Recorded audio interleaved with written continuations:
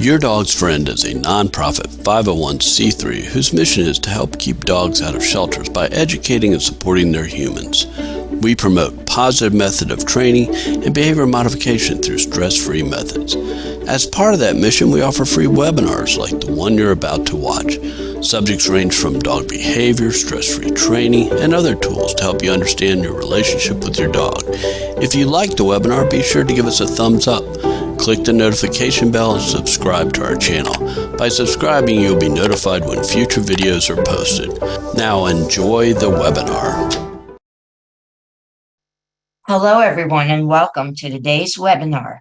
Today's webinar is about thresholds, a term that may be new to many of you, but which I believe is one of the most important concepts for all dog parents to understand.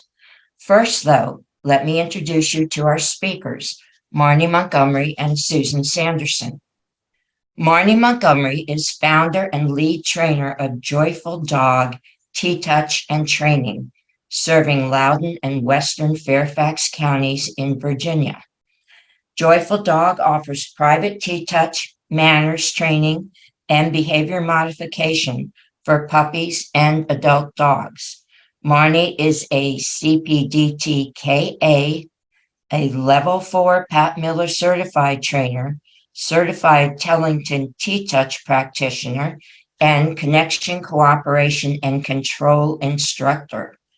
Marnie teaches group classes online and in person, including our Reactive dog class, Through Your Dog's Friend. Susan Sanderson teaches classes online and in person for Your Dog's Friend also, and she collaborates with Joyful Dog frequently. Susan is certified by both Pat Miller's Peaceable Paws program, Level 3, and by the Karen Pryor Academy.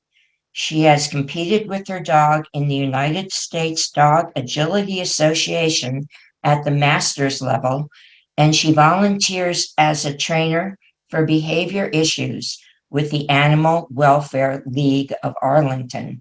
You also may not realize that Your Dog's Friend is a nonprofit and that any donations you make help support these webinars and our other free services.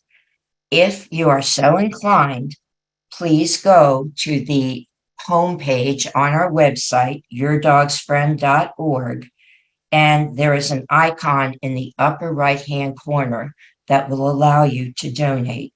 We appreciate whatever you can do. I know that we will all learn a lot from today's webinar. Marnie, Susan, it's all yours. Thank you. All right. Thanks so much, Deborah. We're delighted you're here.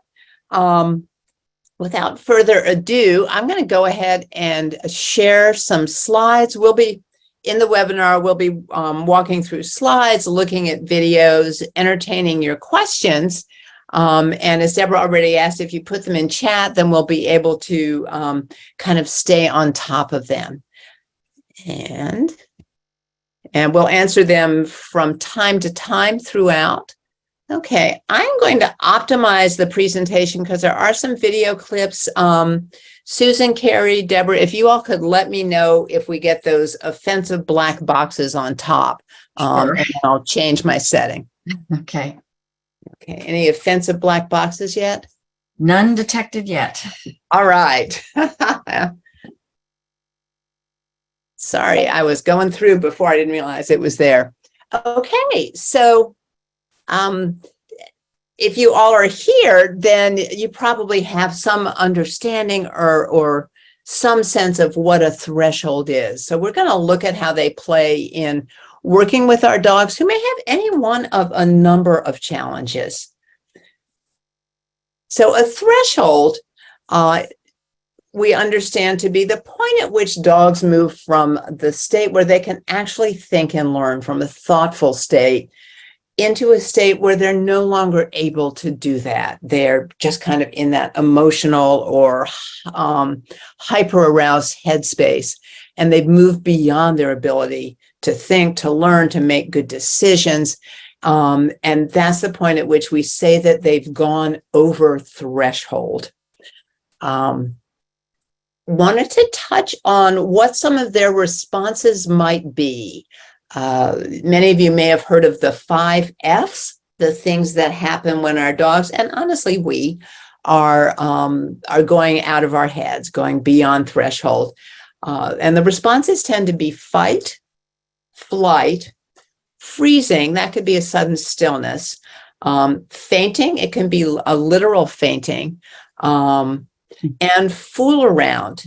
And we'll be touching on this a little bit more later in the webinar, but fool around is often mistaken for a dog who's happy and excited. And instead of which they're kind of all over the place doing fun, what appear to be fun things, jumping, licking, sometimes zoomies. So that's something to keep in mind too, and to ask the question, is my dog over threshold when that happens? So this little diagram, with tip of the hat to Sarah Stoikas, who's not here today, she was generous in sharing it. It's a really simple description of what happens with a threshold with our dogs. When the dog is completely relaxed, they're way down there. They can think, they can learn, they can cope with what's going on. As their stress increases in response to a trigger, in response to a stimulus that they are struggling to deal with, they get closer and closer to going over threshold. You may see either an increase in activity, or perhaps they may become increasingly still. And as they move toward that threshold, as the stress builds up, they get to a state where they are no longer able to deal with what's going on. Now, as our dogs become stressed, there are hormones that go into their system. Let's say there's, the mail is delivered. That's an event at my house. The mail is delivered. My dog tells me, hey, the mailman came, the mailwoman came, the mail is in the mailbox, and then he's done. That's one stressor. It's not going to send him around the bend. But if then FedEx came, someone knocked on the door to ask me to vote for their candidate, and then heaven forfend, our neighbors mowed their lawn, he would have increasing stress events, increasing infusions of those stress hormones. And so it's going to take him longer to chill out, longer to be able to go back down here and be able to cope. What it looks like, not always high drama. And I know I tend to think of going over threshold as being high drama. It can be freezing or shutting down. And often when a dog freezes or shuts down, we'll think they're, they're a good dog, they're able to cope. But in fact, it is just way too hard for them. We can notice a change in respiration, an unusual lack of movement. At first glance, we may think the dog is fine. It can include the overexcitement that we talked about, jumping, mouthing. They can lose focus. You might be training your dog and, using only the best, most positive methods, but we go too far. We ask our dogs to do more than they are able to do in that moment. They may be confused or frustrated. We can begin to see them lose focus, suddenly sniffing, the zoomies, moving in an erratic manner. Also, your dog who normally loves to interact with a toy, loves to take food, they may refuse it. We'll often hear people say, oh, my dog's not food motivated. And that's a clue. If our dogs decline to take food, because dogs got to eat, if they decline to take food, that can indicate to us that the situation actually is harder than they're able to cope with at that point. So it's information. We back up, we adjust, and when we find where they're able to do those things that they enjoy, then that tells us that we've moved into an area where they can think and learn again. This is another one of Sarah Stoika's wonderful diagrams. And it's a little bit more detail and very similar to that vertical diagram that we looked at, but it shows us kind of some of the stages in moving from I'm calm, I can think, to yep, not so much. And note the green, yellow, and red are roughly equivalent here. They can be very different. The green can be tiny, tiny. Yellow just a little bigger, and the red massive. It's very individualized depending on the dog or the situation. But so we've got a dog. This dog's alert. They notice the scary monster, which it can be any one of a number of triggers. And certainly this would be a trigger for me as well. So they notice the monster. They are in a green zone. They can think. They can form new associations. We can help them. We can do some of those training exercises that we'll be looking at today to help our dogs build a better association with a scary monster, build a more useful response. As they begin to get more concerned, as the trigger intensifies, our dogs can still form associations, form new associations. They can still learn, they can still make good choices, but it's harder. We may see them move in ways that are a little bit more erratic. They're still able to cope. And then, of course, when they get here, that's the time that we escape this situation. It's too much. Learning isn't going to happen. So we're going to use some good escape techniques that we will have practiced with our dogs to get out of there. Now, this spot right here, this little overlap between the green and the yellow, it's kind of that sweet spot of learning.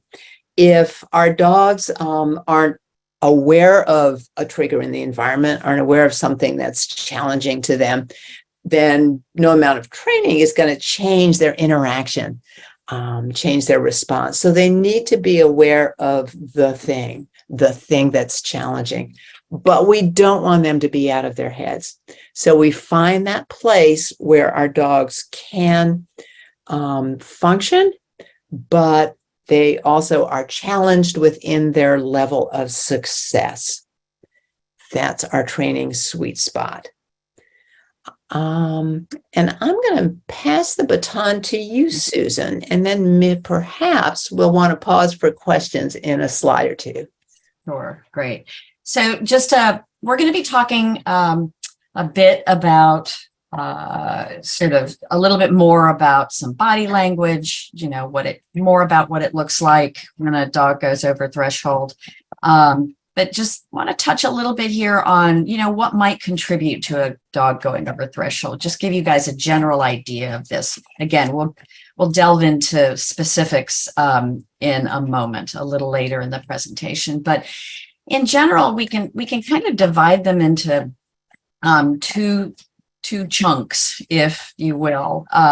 Sometimes we're going to call them a distant contributor and a current contributor. A lot of times your little trainers talk about an antecedent, like something that happens before the event, something that maybe precipitates the event, the behavior that we're talking about. And so sometimes people will also refer to this as like a distant antecedent.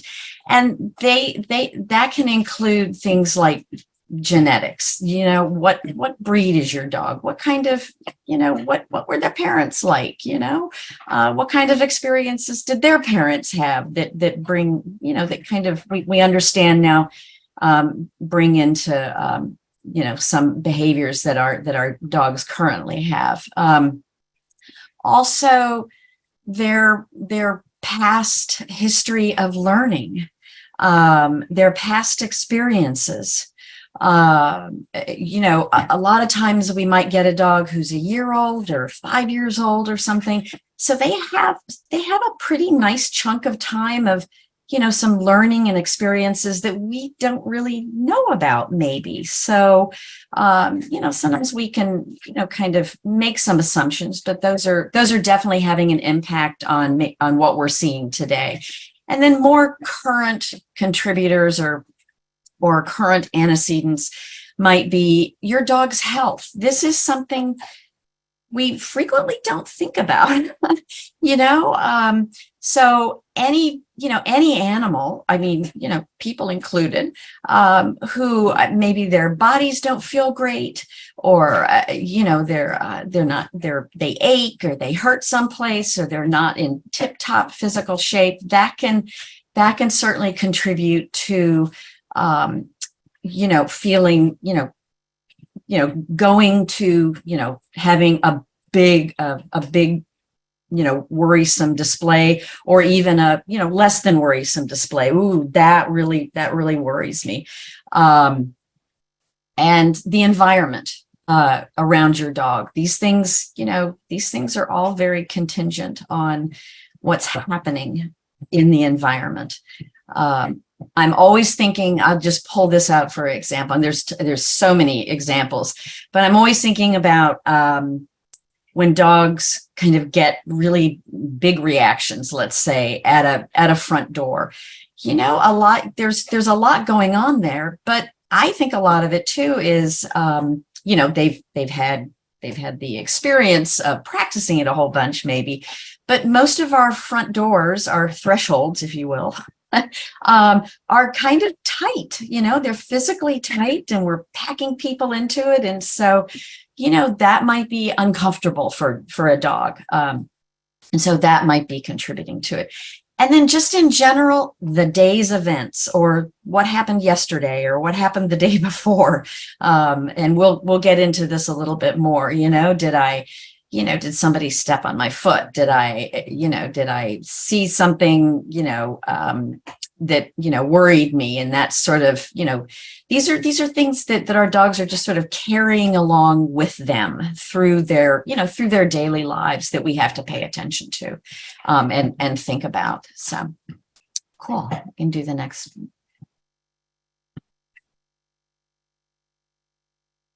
And so, the big question, of course, at this point is how do we know that they're about to go over threshold? What are they, like Marnie mentioned a little bit, what does it look like? We can kind of give general ideas. They might have a big display. They might have ooh, I'm going to make my body really tiny display and go hide or something.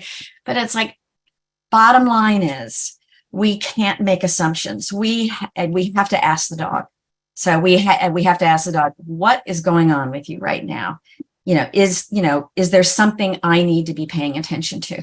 And of course, the only way we can ask the dog is to pay attention to their body language, because it really is the primary way that they have to share with us what's going on inside. So we have to become really, really big time experts on, let's say, general dog body language, but also specifically our own dog's body language. So, and I think the next slide is we're going to look at a video, a short video, just to give you guys some ideas on what you might be looking for to kind of, keep in the back of your mind. All right.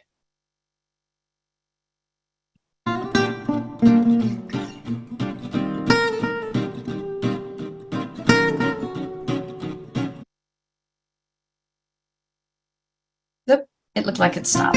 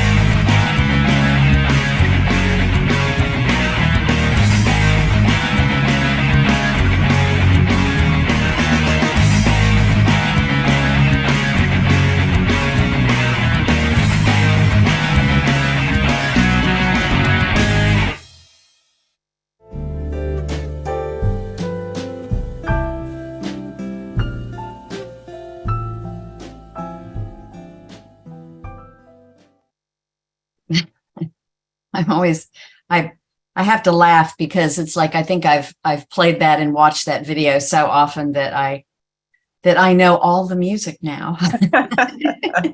It really, it's like, it's just part of my brain now. So this might be a good time to break and check us. We have a couple of questions, but if anybody has any questions about sort of the basics of threshold, recognizing thresholds and body language, and just let us know and put it in the box. This is a good time to do that, and then we'll answer those and then get back to our slides. So let's see. Let me look at the first one.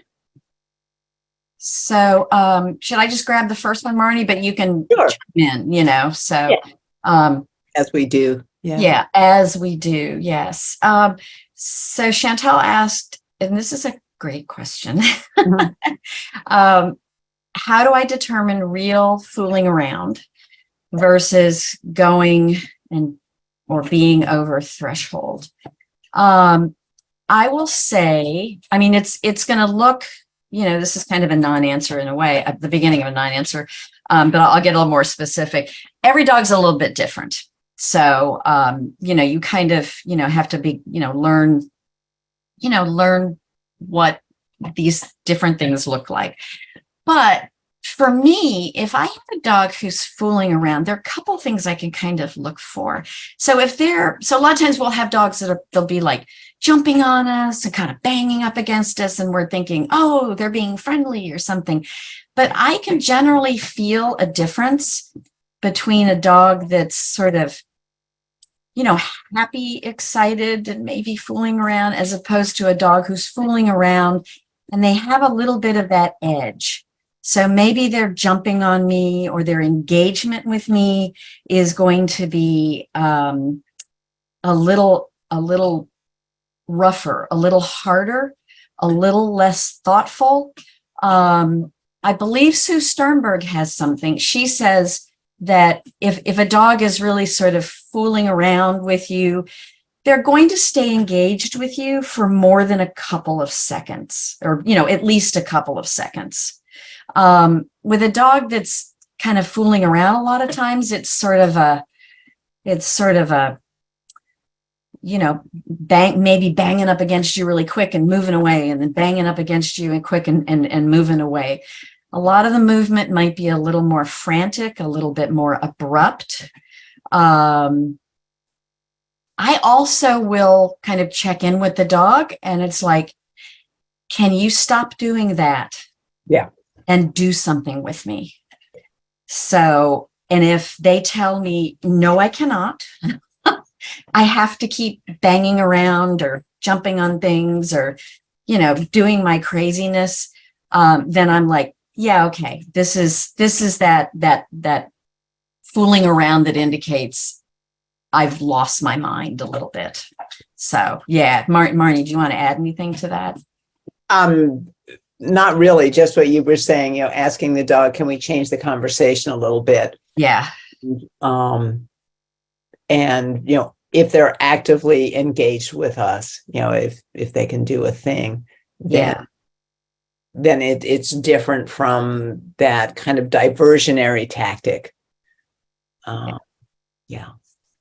Yeah, that just a lot of times to me feels like it's, I'm blown, I'm really agitated and I need to kind of blow off steam. A lot of times that kind of feels like that kind of over threshold thing. But yeah, definitely it's, are you, what side of that line are you on? Are you on the side that you can think, that you can engage with me? Or are you on that side of the line where you can't think and you can't engage with me?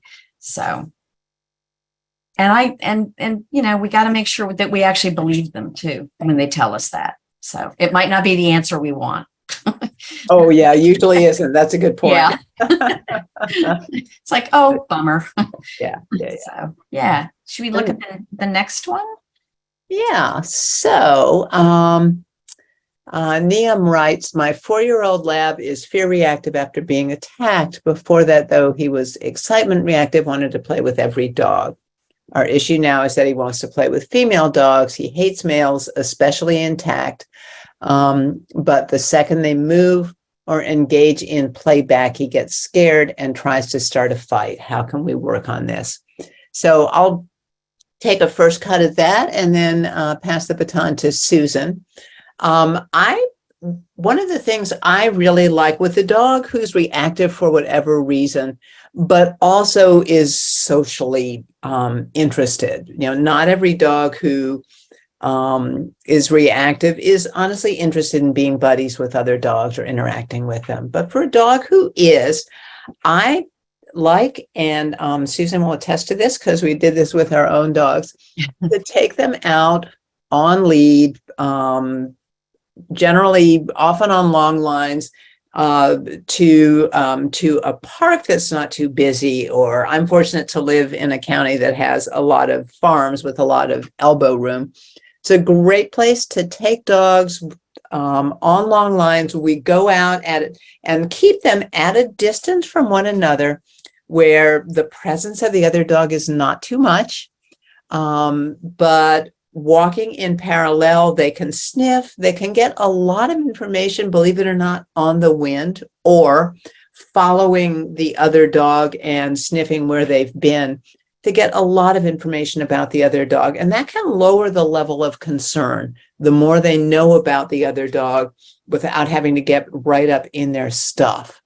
And I do that with dogs that I would like my dog to get to know and that my dog has an interest in getting to know.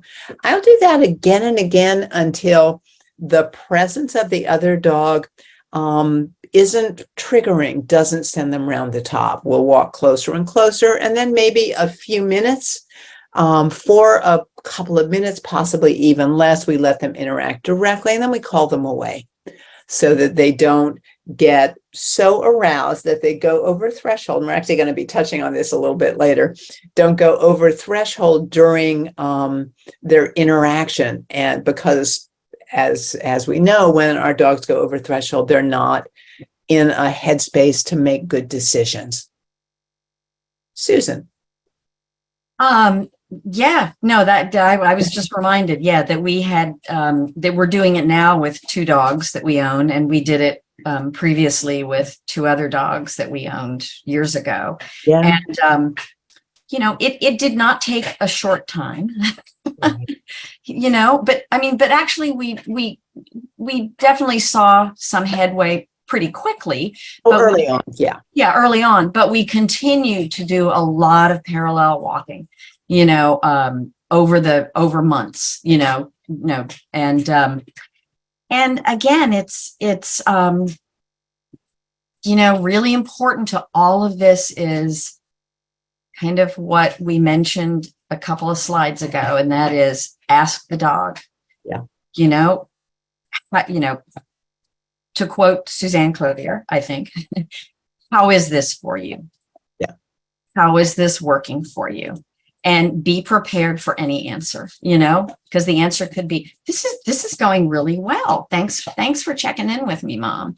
Or it could be, I'm too close, or this is too long. We've been doing this too long. So yeah.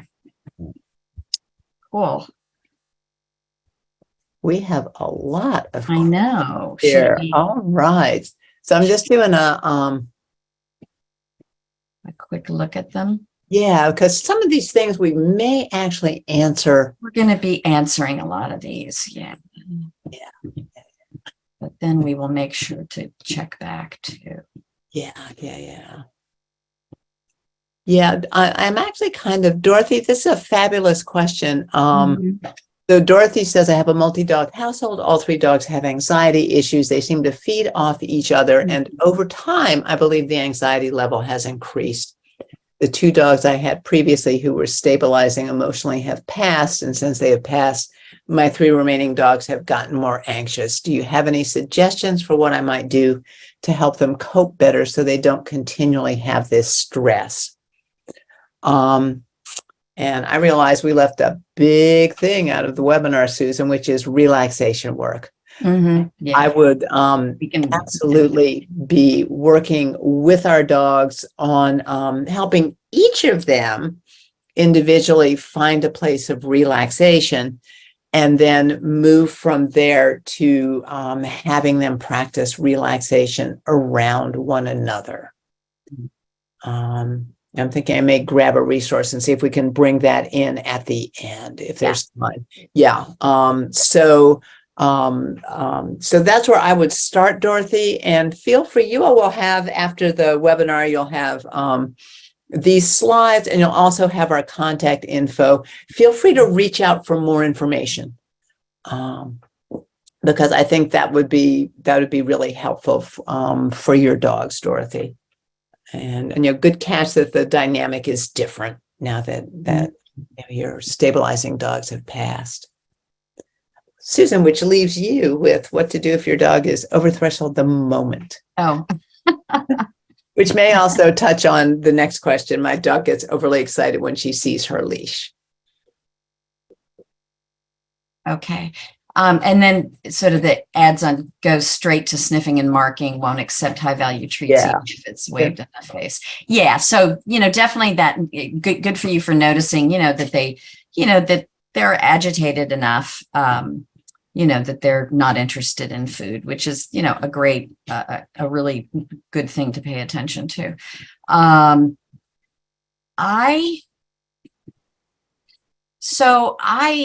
I guess a number of things. It kind of depends on kind of what you're hoping to do, what your setup is in your home. You know, if you have a backyard at all, you know, I mean, of course, see if it's different walking out the front or walking out the back. A lot of times I'll also suggest to people, and I know you have to go outside at some point, probably, you know, so the dog can relieve himself. A lot of times I will do things like have a door open or a window open or something, and I will just we're going to talk a little bit about social processing or, you know, desensitization and slow thinking. We kind of are putting that all together.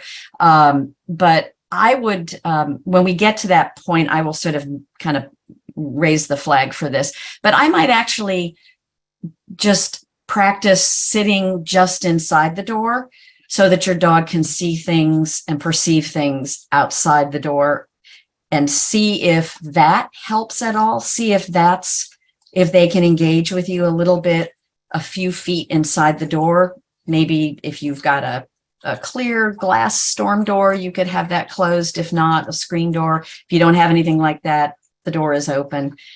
Just kind of hanging there. I suggest to a lot of people doing a lot of work inside their home, but with things open. So the dog is perceiving some things outside, but they're in the safety of the house. You know, the other thing that I would kind of check on is there are these things, you know, so does this happen if you go someplace else? You know, does this happen if you go to a park or if you go to a sniff spot? I don't know if you guys know what sniff spots are, but you can look them up. They are yards, you know, frequently very big pieces of property, some fenced, some not, that you can take your dog to. And they don't, you know, because neighborhood walks can be pretty over arousing for a lot of dogs.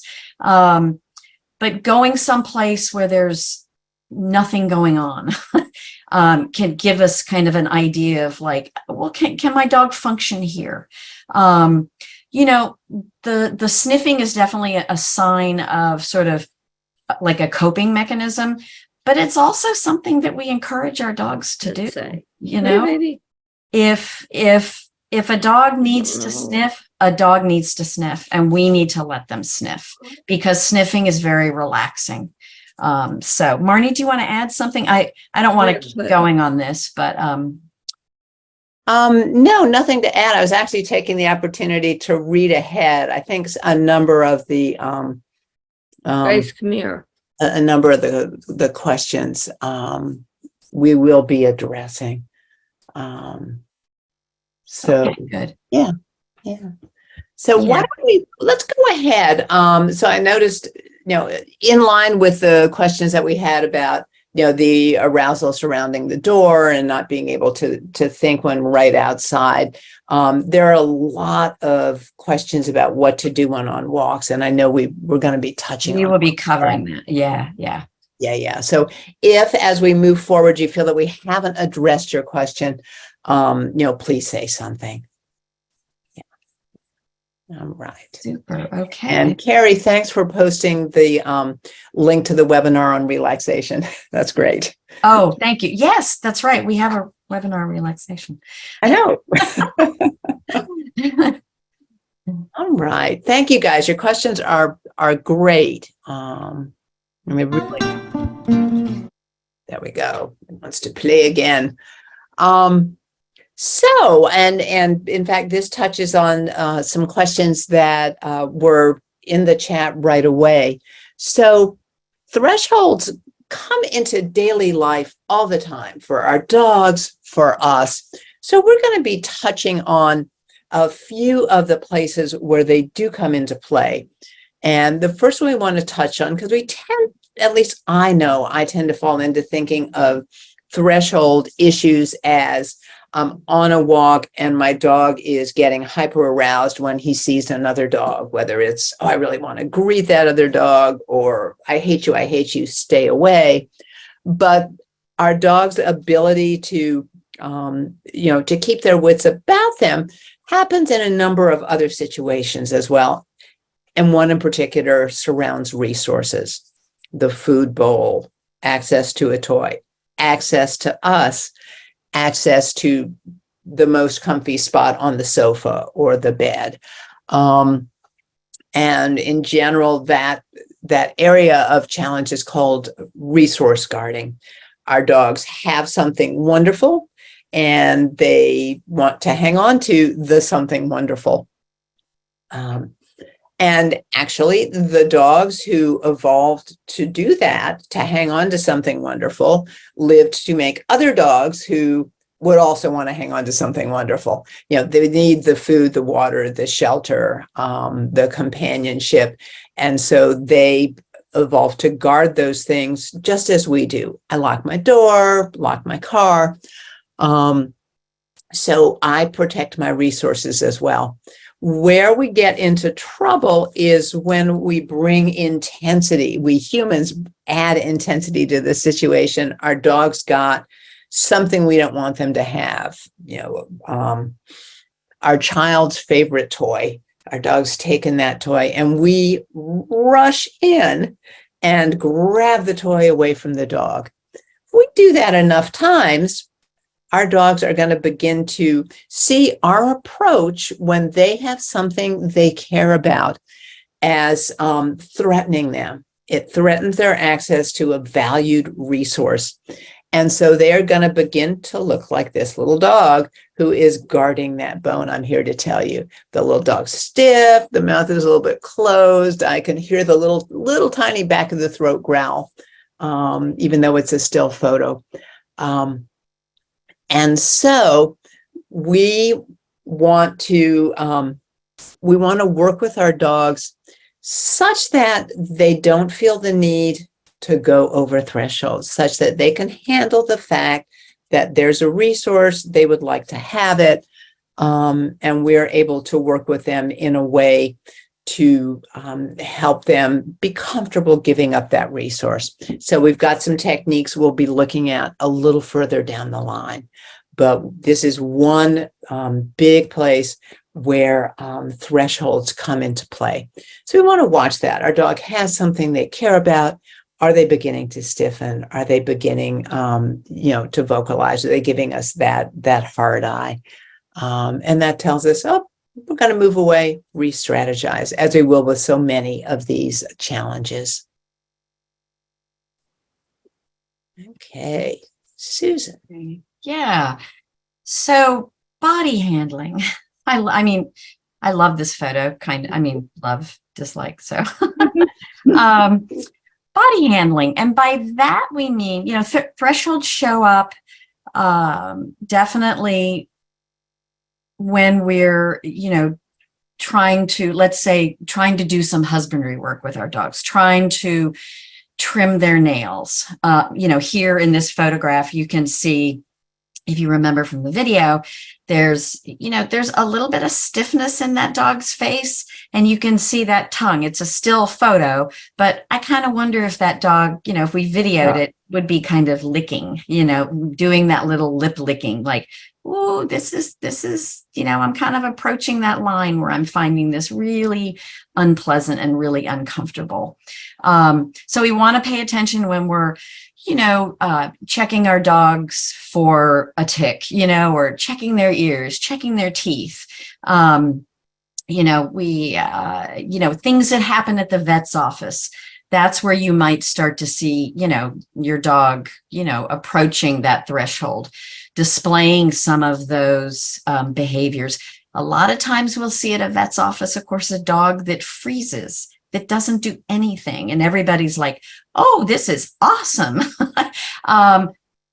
Be aware, have your spidey sense out for that, because that is not necessarily a great thing. Ideally, we want our dogs to have their bodies to be very soft and they look like they're, able to move. But sometimes at vets' offices, you will see lots of freezing. And even putting things on our dogs, like putting on equipment, like a collar or a leash, or certainly a body harness, or if you're using a gentle leader or something like that, that's a lot of dogs, might just freeze, or they might, I've seen plenty of dogs fool around, when we start to put a harness on them, because they're, people will say, oh, but my dog loves to go on walks. And it's like, yeah, but they, maybe we're being a little manhandly, when we're putting some of this equipment on. So, if we see any, moving away, any of these body language indications that, what you're doing to me is a little uncomfortable. I'm kind of approaching a that uncomfortable threshold. It's always a good time to sort of pause, reassess. Do we have to do this now? Is there an easier way to do this? Can we go back and work on training some of this? I will say that YDF has an online cooperative care. We call it cooperative care now. There are other names for it. Basically having the dog participate in their care, so that we don't have to be so manhandly with them. And I can't remember the trainer's last name. I think her first name is Kaylee, but I don't know, Carrie, if you can find that and put a link to it, if maybe there's some spots open. If not, I can certainly go and find that. But YDF has got a nice cooperative care class coming up, I think pretty soon. So cool. All right. Yeah, let me just add my dittos to, how wonderful it is to have a dog who participates in their care. It just really changes the whole interaction. Yeah. Okay. Thresholds come into play when we're doing fun things with our dogs. And I love this photo. I can also feel the little tiny teeth marks in my hand when I watch it. So we love to play with our dogs. Many people like to wrestle with their dogs, have, intense high energy play, high arousal play, which is fine. It's just fine, but it can tip our dogs over. If we're in this super aroused state, we can get to a point where they stop thinking, the teeth get sharper, we may stop thinking too. And so as the arousal increases, good choices stop being made and bad choices start being made. Also, with some of the fun activities, the play with the dogs, some of the dog sports, agility is a wonderful sport. Again, high arousal, high intensity. With those fun activities, we want to make sure our dogs are continuing to enjoy them as we participate. Just as with humans, we may be at a party really having a good time, and then it's like, oh my gosh, that was great, but I'm done now. And so we leave. And for our dogs, it can be the same way, but we can keep having that party without asking our dogs, are you done now? Are you ready to go? So we want to take those moments to give them an opportunity to go, that was great. Let's do something else. Or if our dogs are tipping out of their ability to think, then we want to be the ones to say, that was great. Let's do something else. Let's have a little bit of a brain break. We'll talk a little bit later about what a brain break might be. All right. Okay. I'll just add to what you said, because when you mentioned dog sports and stuff, it just reminded me. It just reminded me, I've done a lot of agility with my dogs, and my current dog is young, getting older, of course. But we actually took, during his adolescence, we took about 6 months off, because I realized, there were, we kind of talk about who the dog is and his health and his breeding and all that, kind of feeding into, his response to, certain situations, and maybe going over threshold. I was just seeing way too much of, a dog who wasn't thinking. And that's what I'm always looking for when I think about a dog that's going over threshold. This dog is not thinking. And so I pulled him out of agility for about 6 months so we could work on some things, but also so he could mature as well. So he could, kind of mature into the adult dog that he was going to be. So visitors to the home, this is, a lot of y'all have probably experienced this. Someone rings the doorbell, either the dog goes bananas then, or when you open the door and people walk in, the dog goes bananas then.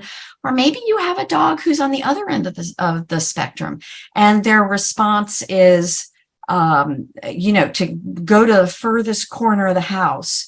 Or maybe they become kind of defensive, like, I don't know who you are. I didn't invite you. And they make a big, what looks like a big aggressive display of, barking and lunging and kind of looking, somewhat threatening. Those are definitely dogs that are over threshold. And so we can use some of the things that we're going to talk about in a second about, to kind of help them. I always tell people there is, I mean, maybe I'm wrong. I cannot think of a reason for your dog to be at the front door when people are coming in, because it is a hard place. There's big changes happening. It's in a tight space. There's a lot of environmental changes going on. And a lot of dogs, environmental change is one of those things that kind of pushes them to that edge of, or on the other side even of a threshold, so that they can't think very clearly. Even our dogs that seem to be like, woohoo, this is awesome. Watch them. A lot of times they're not thinking clearly. And that's when, we want to make sure that we don't put our dogs in these situations where they make a poor choice. It's like, we don't think they're ever going to do anything wrong, but, the poor choice could be, banging into somebody who's a little fragile. They don't mean anything with it, but it's like, they're not thinking, they're just on that other side of that threshold. Just being all whacked out, and then of course it goes on to, people being in the house and walking around the house and, kind of pay attention to, maybe your dog is okay with, one person in the house, but when you have Thanksgiving and there's like 10 people in the house and 3 of them are young toddlers running around, and maybe there's a strange dog thrown into there, that might be just, your dog might be telling you, this is just too much for me. So again, start thinking about, setting them up for success, having them someplace else in the house. And then, working on some of the stuff that we'll be talking about in a moment. Right.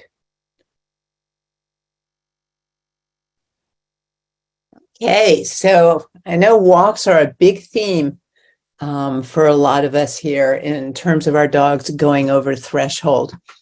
And, we think in terms of our dogs who want to greet everybody, dog and human, or who hate everybody, dog and human, or, somewhere in between. They find it difficult to keep their wits about them when they see others on a walk. In addition, there are other things that can take our dogs closer to threshold. None of them, bad by any means, but it can raise their threshold. Really interesting sense. A dog, although sniffing is a wonderfully calming activity for our dogs, our dogs are predators as well, and certain scents can be really arousing. And we may find that it takes them out of their ability to think and learn. So again, this is where the thresholds come into play for our dogs. Just throw in one little thing. This is such a big topic. One thing that can push our dogs closer to threshold on walks is the constant pressure on the leash. whether our dogs are putting the constant pressure on the leash and pulling against, their gear, or whether we are, wanting to manage our dogs, control their access to things, whether we are pulling back, or even, a sudden pullback, if we really don't want our dogs to engage with another dog or a person and they're too close. That pressure can take our dogs closer to the threshold and can be very triggering. So kind of worth keeping that in mind as well.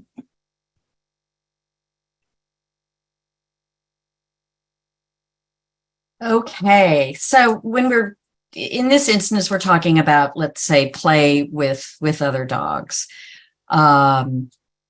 And that can include like the dog park as well, but it can include just having a couple of dogs in your backyard. We want to watch, play, like we've said about so many of these things. None of these things are bad or wrong, or you shouldn't be doing them or anything like that, but just be aware with your knowledge now of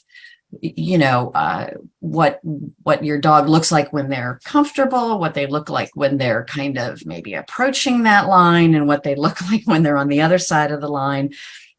Just kind of pay attention. And it just kind of occurred to me, I didn't even think about this earlier, but it is what is troublesome about dog parks, because you'll hear a lot of trainers say they're uncomfortable, they don't advise people taking their dogs to dog parks. There are some dogs who are totally like whatever, but what happens is people tend to not watch their dogs when they're at dog parks.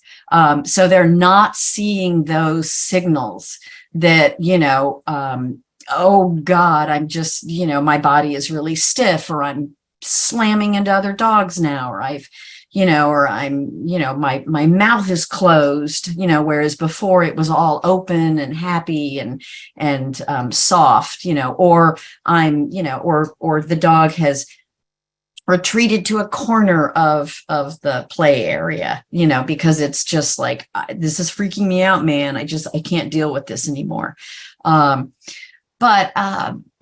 So if you do take your dog to a dog park, or if you let them, if you have them play with other dogs, just think about all of these body language cues that we've been talking about, and you got a chance to look at, because those are really important.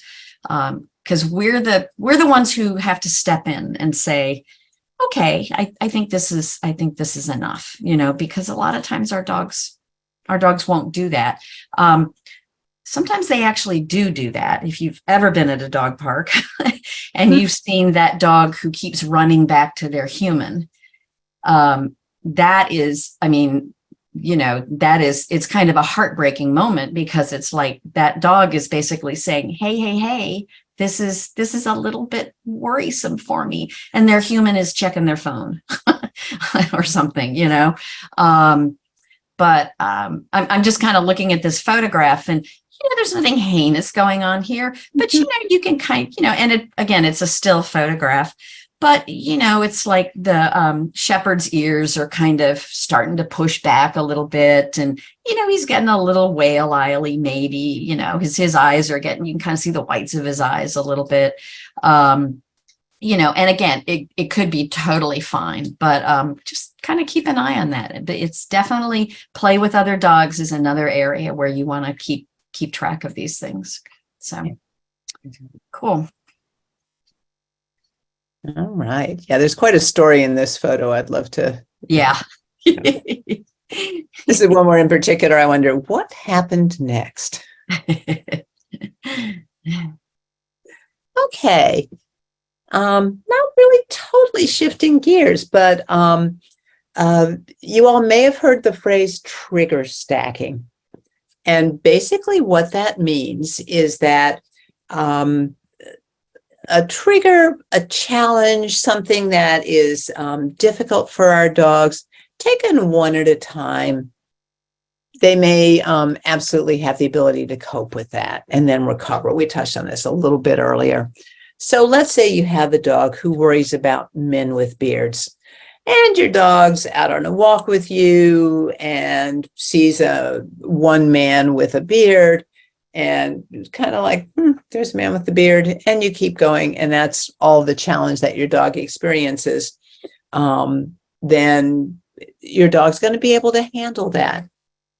Let's say that this is a day without men with beards, but your dog went for the sock that was dropped on the floor, really wanted to play with that sock. Ask me why I came up with the sock option. Really wanted to play with that sock. And you're like, oh my gosh, that's my favorite sock. And you swooped in and grabbed the sock. So that's one. That's all that happened. Your dog's like, oh, darn, I really wanted that sock, but no other bad stuff happened. Your dog can still cope. Your dog worries about kids. They're unpredictable. They move in ways that our dogs may find challenging, but no other bad stuff has happened. There were no sock events. There were no men with beards, but, some kids came tearing through the house. They weren't there long. Your dog's like, oh my gosh, kids. And then, they're gone. Dog chills out. That's fine. We can still cope. Let's say that your dog worries about thunder. That's a big one for some of us. And no other bad stuff happened. And there was a distant thunderstorm that went on for 10 minutes. Distant. Your dog heard the thunder, kind of worried. Maybe we saw a little bit of that shutdown that we were talking about, the stillness hiding. But that was it. Thunderstorm's over. Your dog goes, well, good thing nothing else bad happened today. And they cope. But let's say that rather than one thing with plenty of time around it, nothing else bad happening that day, you've had a night of thunderstorms and not so distant even. And then your dog goes for the sock and you reach in to grab it and growl. Your dog growls about that. It's like, there was that thunder all night and you're taking my sock. This is getting to be a lot. And, but still we have that growl. And then your favorite man with a beard knocks on the front door and comes in. After that sock event, your dog's getting closer to it being too challenging, growls again, bigger, deeper. Then the kids come tearing through. And one of them is like, puppy, and they reach for the dog. And that's when the bite happens.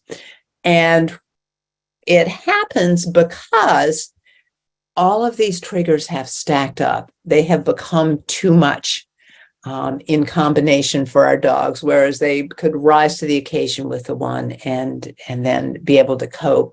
But one after another take our dogs closer to and over threshold. These are just example things that may concern your dog. You're going to have your own list. But one of the things about trigger stacking is it doesn't necessarily have to be all in the same day or all in close proximity.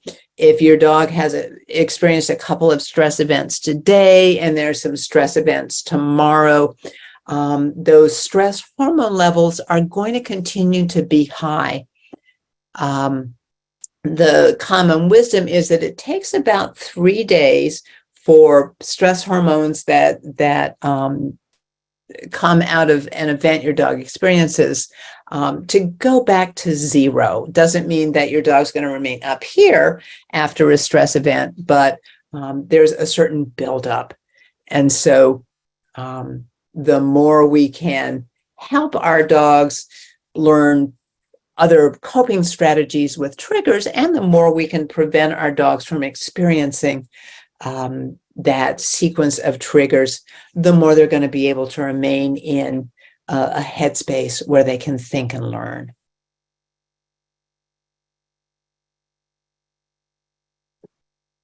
Susan. Okay. Yeah, I'm reminded, you're talking about trigger stacking reminds me of someone telling me, yeah, that guy who shot you the finger on the beltway, it's not because of what you did on the beltway. Good point. It's yeah. because of all the things that are going on in his life.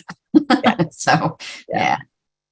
So let's get to sort of, so we recognize some body language, we kind of understand what our dog's triggers are and, where they might be going over threshold. So let's start talking about a little bit about what to do before it happens, just thinking about some prevention, really simple things. And these are really critical. A lot of times people just want to go like directly to the training, but it's like, boy, if we can prevent these things from happening, maybe not all the time, because life, but, the less chance our dogs, or the fewer chances our dogs have to practice these things, these behaviors, these particular responses. And as we know, the less chance a dog or any animal has to practice something, the less chance it's going to keep happening. The more chance they have to practice it, the more chance that it's going to continue showing up. It's going to be part of their behavior repertoire, if you will. So a couple of the things, just really briefly, are just, avoiding situations that put them in over their heads, and those include things like thinking about the environments that we put our dogs into.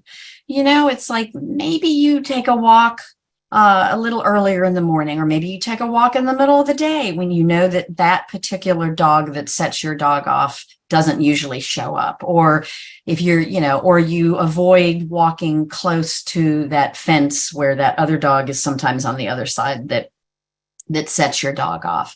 And again, success, doing these walks maybe in better places, or changing the environment a little bit. So I talked a little bit about sniff spots. Those are really great places because you can, for a lot of them, you can really control the environment a lot better than you can in, let's say, your neighborhood. Also things like, think about where your dog is when people enter the house. Think about, even something as simple as you take your dog out to a cafe. It's like, where might you sit, so that your dog doesn't feel the pressure maybe of other people or other dogs, so maybe you kind of choose a spot off to the corner, or maybe you look at that cafe and you say to yourself, ooh, wow, it is way too busy. This is just not going to be successful for us today. And you just say another day. So, and the other, also just sort of not asking them, this kind of goes along with this, don't ask them for more than you think your dog can handle. There's a great agility trainer named Susan Garrett, and she has this thing where she says, don't train by, with hope or by hope. Don't hope that you're going to try this thing. And well, it hasn't really worked before. And my dog kind of goes over threshold or gets agitated, but I'm hoping that this will work this time. And it's like, it almost never works. So just kind of pay attention to, putting your dog in a situation where, he might feel threatened by another dog over some resources, or just, pay attention to your own behavior about how you handle, valuable resources around, your dog. And then we get into sort of proximity to your dog's triggers, and that kind of brings us into what we can refer to as the 3 Ds. But, proximity to the triggers, it's like, how close are you? Do you have to be this close to this thing? I am doing this constantly with my young agility dog. We do not stand at the edge of that ring while another dog is running. Someday we will be able to do that. We stand about 20 feet away right now, and he's doing really, really well, and we'll shorten that distance pretty soon. We'll kind of keep doing it, but it's like, if I insist on having him stand next to that ring and then take him out there and run his run, I cannot expect to have a dog who's thoughtful, because I've already pushed him over threshold. So I've asked for more than he can handle. And these 3 Ds are duration. So these are things that matter when we're talking about how much my dog is going to be able to deal with a trigger before they go over threshold or before they, begin to really bump up against that line. The first one we think of is duration. So how long? Maybe your dog can deal with, I'll just use my own dog as examples. Maybe my dog can deal with being 10 feet away from that ring for 10 seconds, but it's like, if I have him there more than 10 seconds, that is too much for him. There's too much excitement happening. So I have to pay attention to that. So maybe we practice hanging there for 5 seconds, and then we increase our distance. And then that brings us to the other one, which is distance. You'll hear people say distance is your friend. It really is almost always the first one that we kind of go to when we're trainers. We look at how far away are you from that thing that's upsetting your dog? Can we increase the distance, but still have your dog kind of aware of it? If we're working on some training stuff, sometimes we will just increase that distance so that your dog does not have to experience it all, because everything's gone to hell in a handbasket, and that's okay. And then the third one is intensity, which doesn't start with D, but we can say d'intensity. So, but it's the intensity of the trigger. You can also refer to it as maybe distraction level. It's like, how high of a distraction level is this? Your dog may be able to deal with one dancing pug, at 20 feet. Can he deal with 3 dancing pugs at 20 feet? The intensity has been increased. Maybe not, so just think about that. A dog standing at 10 feet is very different than a dog bouncing up and down and being goofy, their body moving. That is a very different trigger for most dogs. 2 very different triggers. So I once had a dog who tried to tear the inside of my car out, and I had just gotten him because I did not realize that seeing other dogs play Frisbee was going to put him over the edge. And he could see other dogs, but as soon as they started playing Frisbee, he just lost it. So, anyway, yeah. So let's, I guess, go on to the next one. So. Yeah. Okay. Okay. So now we're going to get into a little bit of sort of like, what can you do before it happens to give your dog some skills? We can call this training. Give your dog some skills. Give your dog some ability to handle these things. And the first one we want to talk about, this is like, I'm like an evangelist about this technique. And we can call it slow thinking. This is, I credit Laura Donaldson for, who's a wonderful trainer. I credit her for sort of opening my eyes to a lot of this stuff about 1.5 years ago. And that is sort of looking at helping our dogs, engage in slow thinking, okay, as opposed to fast thinking. Fast thinking is big reaction. Fast thinking is important. Fast thinking is what helps us see that red light and not even think. We just put our foot on the brake. With that, but it gets us in trouble too, right? We make really quick judgments about things that maybe aren't true. And that's kind of what our dogs are doing a lot of times. They're making really fast judgments about things, and it's not really true. So what I love doing is helping my dog practice a little bit of slow thinking, and a little bit of, we can call it also social processing. And what this looks like is I will take my dog someplace. We will be at a distance from things that might get him excited, whether that's excited in an agitated way or worried or, whatever. And we will simply sit and watch. And that sounds like you're doing nothing, but we are doing so much. I am giving my dog the time and space to watch things go by. where his brain can process them in a slow, deliberate, thoughtful way, as opposed to, you know, maybe being closer to it or the things being more intense or something like that.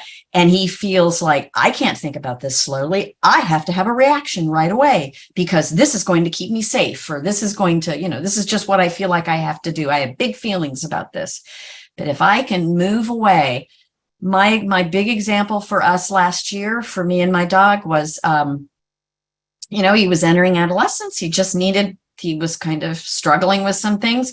We did a lot of sitting in the back of our car, just with the trunk up in the back of an SUV, at the very edge of places like shopping centers. And we would just watch the world go by. We would sit up and away from hike and bike trails, just watching the world go by. So we would see dogs, we would see kids, we would see, you know, people running. We would see, you know, really intense activity. We would see less intense activity. We would hear big noises maybe. But he got to just experience the world at a level that he could handle.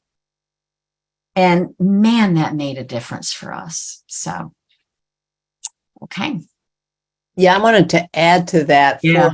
For some of the, I love this, and I have one of those dogs who finds or found, this has changed, but found it nearly impossible to eat high value treats when outside the backyard.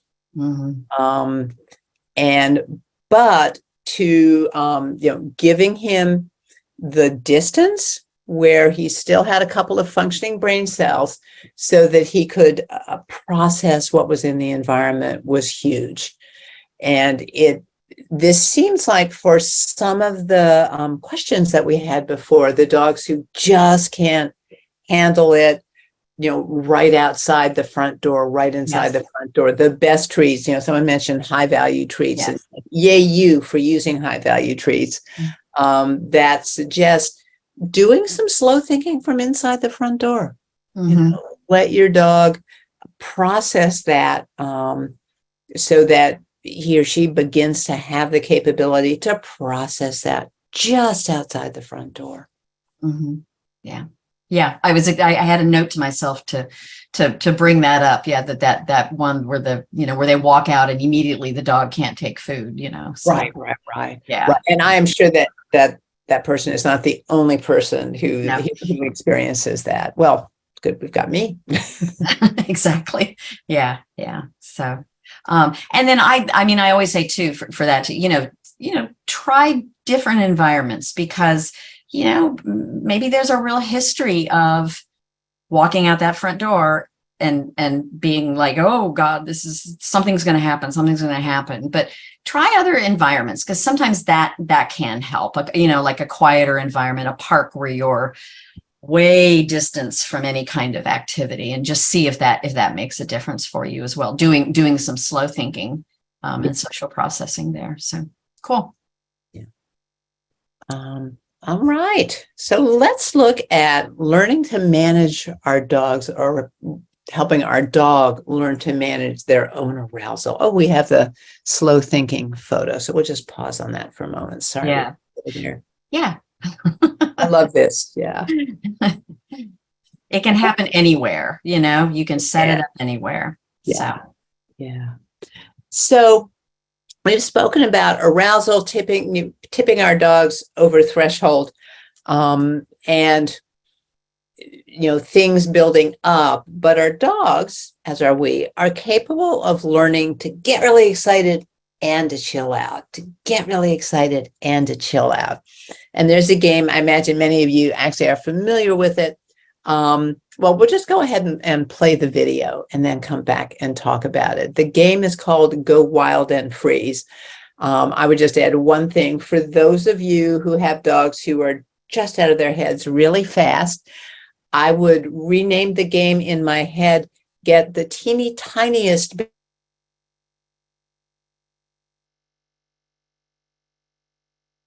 Here we go. I don't know if I lost your sound. Oh, there you go.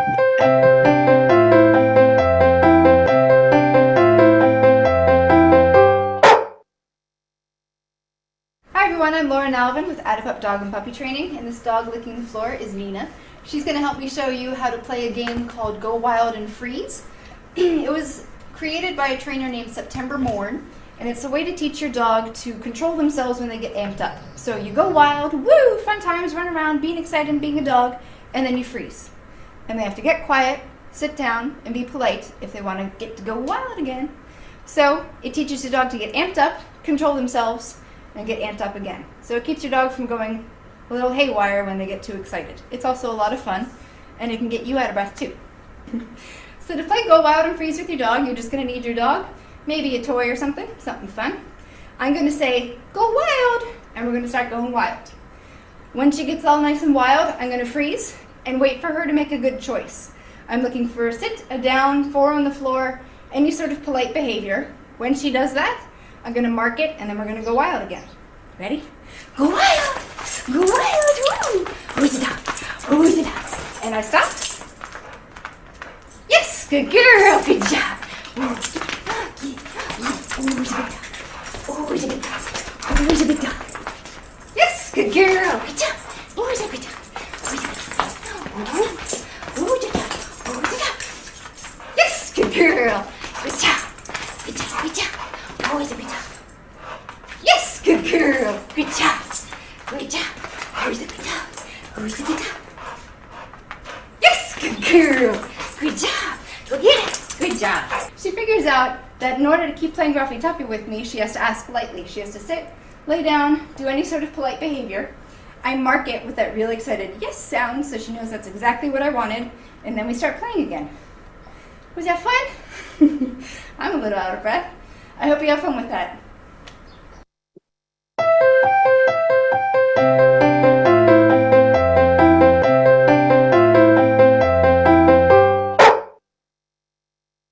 So I love this game because of the way that it helps our dogs make their own choice to kind of back up a little bit from that super high arousal so that the game can continue, the fun can continue.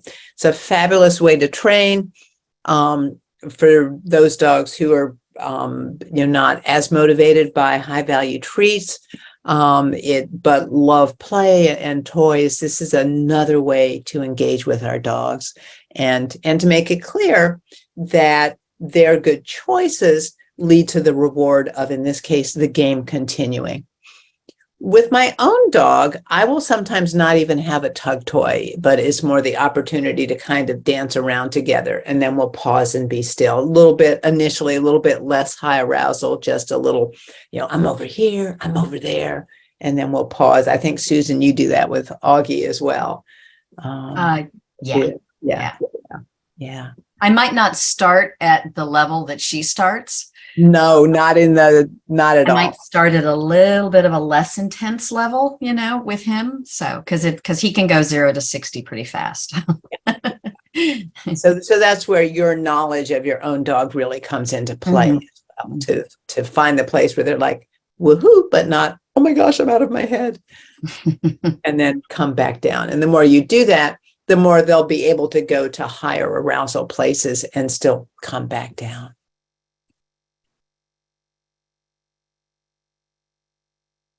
All right, Susan. Cool.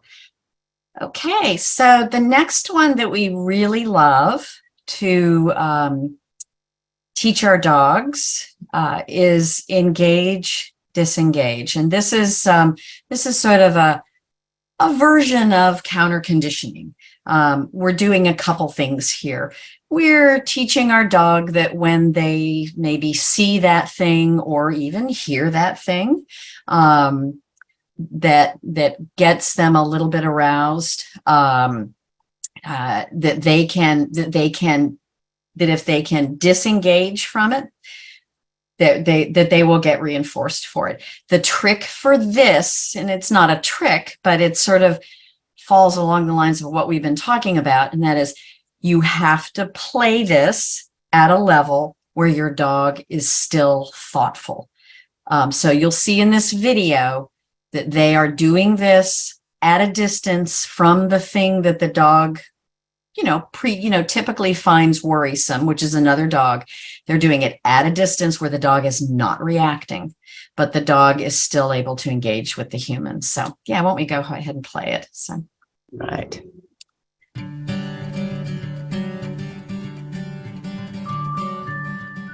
So the first phase is engage.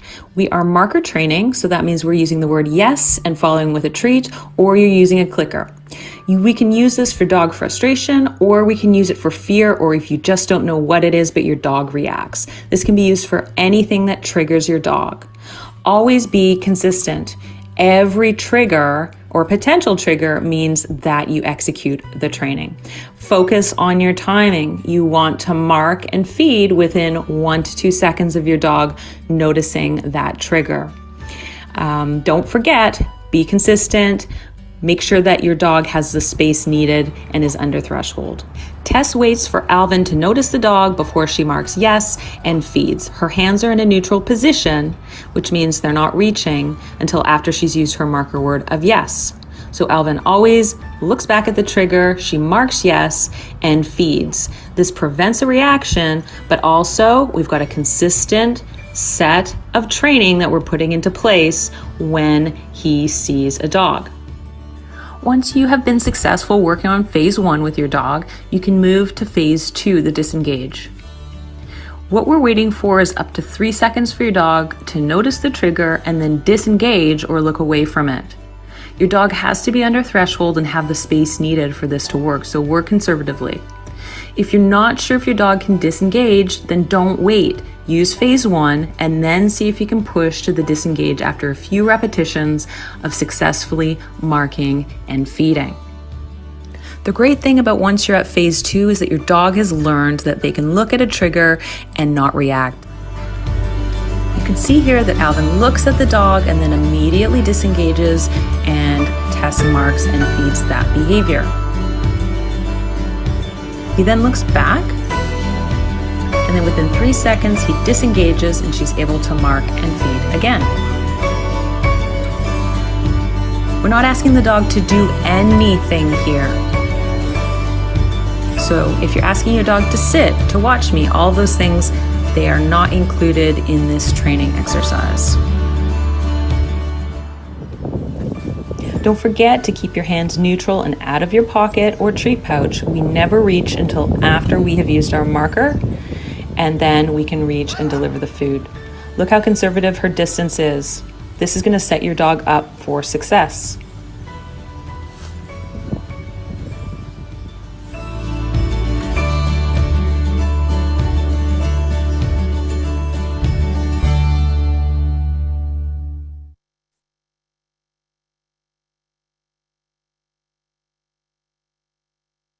Okay. I'll just say before we go on to the next thing, it's like, this is going to be helpful for, I think, a lot of the dogs that I see mentioned in the chat. I actually started this with my dog when he was a puppy, just because I just thought, well, this is a nice way to get some neutral behavior around things that might be a little exciting. But the big thing that when I work with people that you really need to remember is if your dog is beginning to react, you need to either increase your distance from the trigger or you need to end the session, kind of depending on your dog, depending on, what your situation is. But your dog is telling you when they can't, take that food, I can't handle this. And to kind of, wish it be otherwise is not very productive. So, yeah. Yeah. And, if your dog is totally over threshold, if they're out of that headspace where they can process, even if they can eat the best food in the world, they're not going to be making that new association because they're in that intense emotional space. Yeah. Where learning doesn't really take place. Mm-hmm. Okay. All right. New behaviors. So we're going to take a look at two behaviors that can be helpful alternatives for our dogs in situations where at present they may be going over threshold. And that we will be using as the basis. I think, okay. I think I muted whoever it was. Okay, good. Yeah, so so we're going to be looking at behaviors that will be helpful alternatives to the over threshold behaviors that you're seeing, behaviors that can help your dogs remain in a headspace where they can think and make good choices.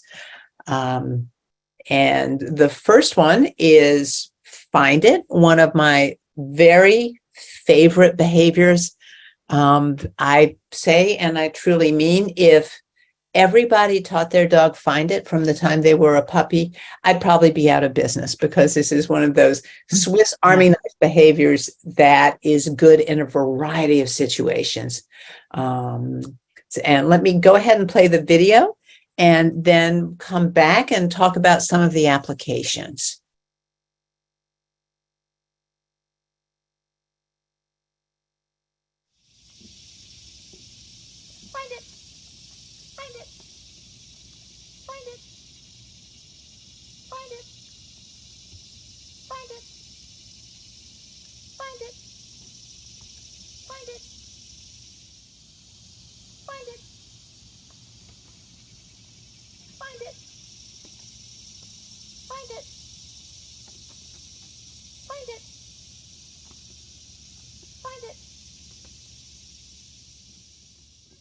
Eva, you be the best.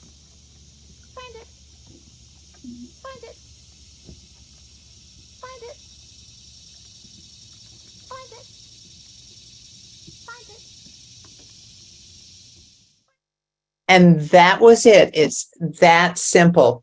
So a couple of points. You want to say find it before you produce the treat, because saying find it, that becomes a cue that tells your dog begin searching now. So you've introduced this game when nothing challenging is happening. You do it in your backyard, you do it in your living room, you do it running down the hall. With your dog, you do it on a walk when things are quiet. Your dog begins when they hear you say, find it, begins to search. A couple of things happen. For one, of course, it directs their energy in a really good way. For another, sniffing is inherently calming. With the exception of, being on the scent of a prey animal, the act of sniffing and searching in that way is inherently calming for our dogs, so they can lower their arousal a little bit through that activity. You can use, as you saw in the video, I use find it three ways. One is to bring my dog to me. We have played find it enough that when I say find it, he begins to look for where the treat is going. And so I can bring him to me. I can move him away from me, from a trigger, from grandma's favorite sock, just by playing find it. And then I can use find it to move him with me so that we can together get out of a challenging situation. Anything to add, Susan? Okay, you were looking thoughtful. And I will say find it has become actually a massive reinforcer for my dog that goes above and beyond simply the opportunity to eat a treat. It's become the act of finding is powerfully reinforcing for my dog. So it's become even more useful. All right. And now to my other favorite game. There we go. Yes. The 1, 2, 3 game. You got it. Yeah, let's just play this and then I'll just say a few words afterwards. So, all right. Yeah.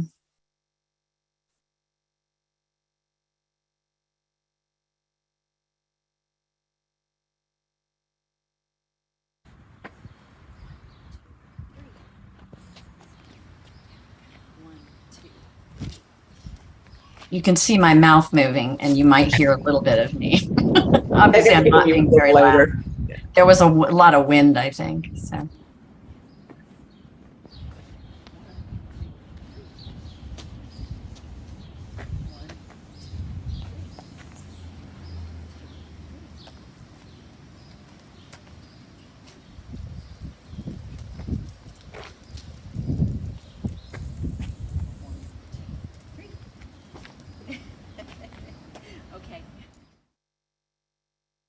Good. Yeah. So that, I mean, you saw sort of halfway through that my dog saw one of my neighbors kind of doing something in the yard and kind of paused, like, you know, like, ooh, how, and he was thinking, he was like, how am I going to react to this? And because he was in that pattern, because he was participating and he had engaged with me in that game, and had done so, we had played this probably at that point 100 times. You know, I didn't just do it once and then walk outside. He was able to make that really good, thoughtful choice, a slow thinking choice, if you will. I've never thought of it that way, but it's like he made that choice to continue working with me. And I didn't have to, but you notice that I was also able to change his trajectory with that game. I was basically able to say, yeah, let's not walk closer to this thing that kind of got your attention a little bit. Let's kind of turn around and walk away right now. But I have to say, I had a chance to use it this morning. I took my dog out to that exact spot you see in the video. They have a brand new dog at that house. And that dog is, you know, kind of figuring things out. So the dog, we walked along our alley and that dog kind of charged the gate and started barking. And Augie, I could see Augie was kind of like on his toenails a little bit, you know, kind of like, what do I do? What do I do? And I just started counting 1, 2, 3. And as soon as he heard me count, he was like, oh, back at you. I don't need to worry about that. We have our own thing going on. And then I gave him a little piece of food at 3, and we did that 2 or 3 times as we moved past and into the street. So super, super useful. So. All right. Now, escape strategies. And now I'm trying to escape the video replaying. So sometimes we miscalculate, and we find ourselves in a situation where we simply need to get out of Dodge, if you will. That may actually be an image that, for those who didn't grow up on Saturday morning Westerns, isn't as meaningful as it used to be. But, we need to get out of trouble. We need to get out of that situation. We want to practice our escape strategies when we're not in the situation. I don't know that we've actually said this directly today. Maybe we have. But in the moment that everything is going to heck in a handbasket is not a training moment. That's a moment where we simply move away, we escape, and strategize to come back the next time. And so, because that's not a training moment, that's the big reason why we want to practice these escape strategies and all the other skills way before we need them, so that they're strong when we need them. Just the same way that if we're doing a sport, we're not going to be learning it in the middle of the big competition. We're going to be learning the skills when we have, honestly, the luxury of getting better at them. So 2 strategies that I find really helpful, in addition to the new behaviors we were looking at, because those can certainly be escape strategies, are a U-turn and a backup recall. So I want to start by taking a look at this fun video of a bull mastiff who loves to do a U-turn with his person. And then we'll come back and take a look at some of the particulars of teaching that. And he has a great soundtrack too.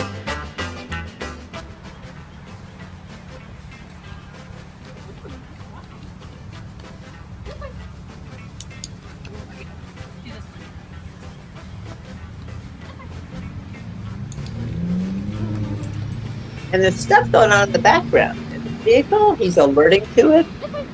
But this is the energy that we want to help our dogs bring to these situations. And that just happens by practice and training when it's not too hard.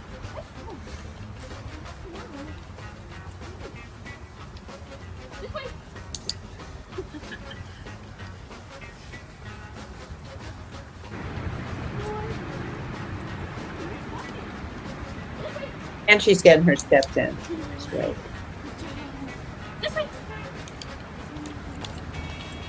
Sounds like she's using a cue this way. I like having a cue as well. Okay, there we go. All right. So she was doing what we call a U-turn, and it's a cousin also to a behavior called a backup recall. In both cases, we're asking our dogs to turn away from a thing and move to us. Or move with us. So in this next video, this was a video made in the YDF training center. And so it's a very controlled situation, which is also one of the places where we can introduce our dogs to these skills before we take them on the road. It doesn't have to be in a training center. It can be in your kitchen or your backyard or your basement. But we want to begin to build those skills and then raise the difficulty or distraction level, that third D.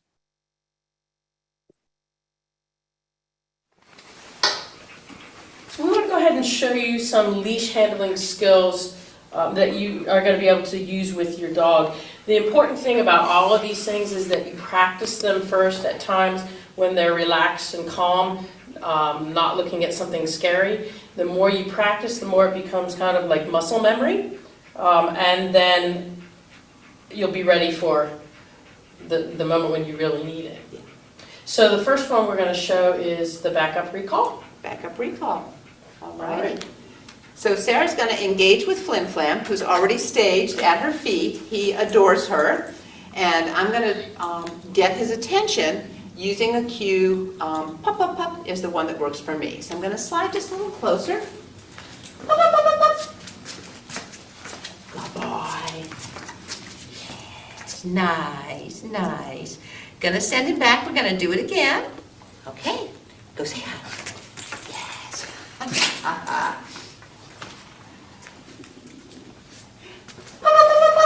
Good boy. Yes, nice job. Nice job. All right. So you can see how that would help in a situation where you need to get your dog back paying attention to you, or potentially getting them to move so you can continue on in the opposite direction. And the idea is to make it as fun as possible so that your dog actually wants to do that. Right. Okay, so if you find yourself again way far away from your dog, and you want to put yourself between your dog and the trigger, this is the technique you'd use. Go say hi. Yes. So again, all the way back, walking hand over hand to his shoulder. Yes, back on his radar. And now I'm putting food at his nose, and I'm walking, yeah, good boy, here we go. I'm walking away next to him. You saw I put myself between Flim Flam and Sarah, the better to remove his attention from Sarah. Let's do that again. All right. Flim Flam, go say hi. Yes, good boy. Oops. I've dropped all sorts of food here. All right. Okay. So again, I'm all the way away. If he's pulling toward a trigger, then the leash is going to be really taut. Hand over hand to his shoulder. I'm matching the pressure, but I'm not adding pressure. Flim Flam, let's go away. Oh my goodness. Let's go. Good dog. Good dog. So one thing you might keep in mind is that if you have a dog who redirects when they get upset, so a dog who sees something scary and might actually turn and nip or bite at you, I wouldn't put myself between my dog and the other dog. Right. And you want to make sure you have enough distance so that it's safe. But yes, absolutely. Yeah. Okay. So let's move on to that next slide, and then we'll have some time to deal with any questions that we haven't answered already. Cool. Oh, let me actually, I always forget to add this disclaimer with the video. So the video that we just looked at, it was made for an online reactive dog class, and some of you may have actually even taken it, so you will have seen it before. In this video, the other trainer, Sarah, was getting my dog's attention so I could demonstrate the U-turn and the backup recall. Ideally, you are never that close to something your dog finds triggering. You could do a backup recall off a resource and your dog might be that close, but that was to set us up to practice this in that controlled setting. When Flim Flam was a reactive dog, he was not a resource guarder, thankfully, but he was a reactive dog. And, we wouldn't come any closer than probably 25 feet from a trigger because that was too much for him.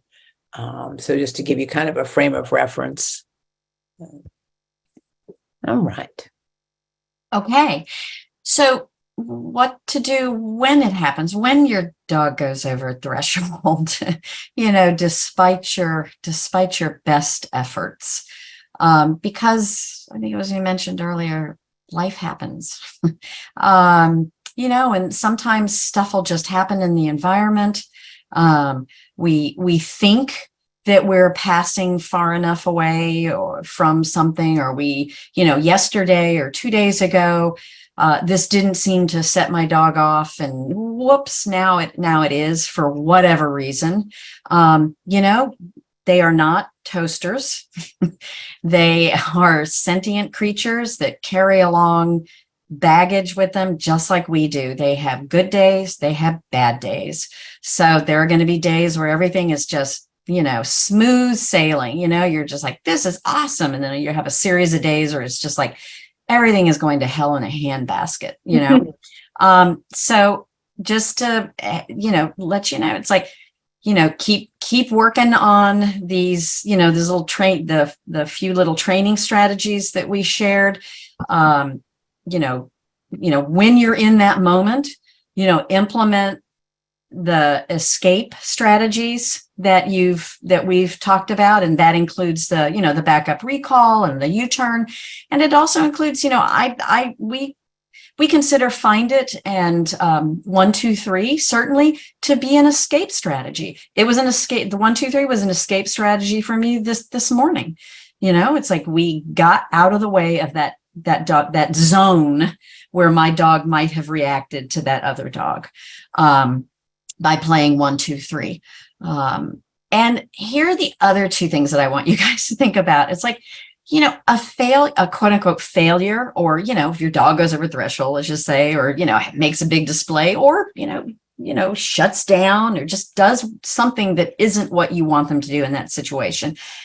We can call it a failure, but actually look at it as, wow, I got another data point. I got a little bit more information on who my dog is, what works, what doesn't work, what works for me, what doesn't work for me.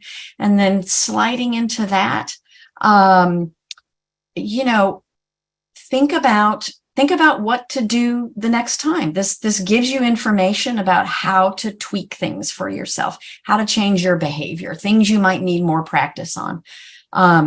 But the biggest thing that I really like to tell people is like, don't beat yourself up. We have a real, we're really invested in our dogs, and we have a natural tendency to kind of get reactive with them. And the more we can kind of go, whoops, that didn't work.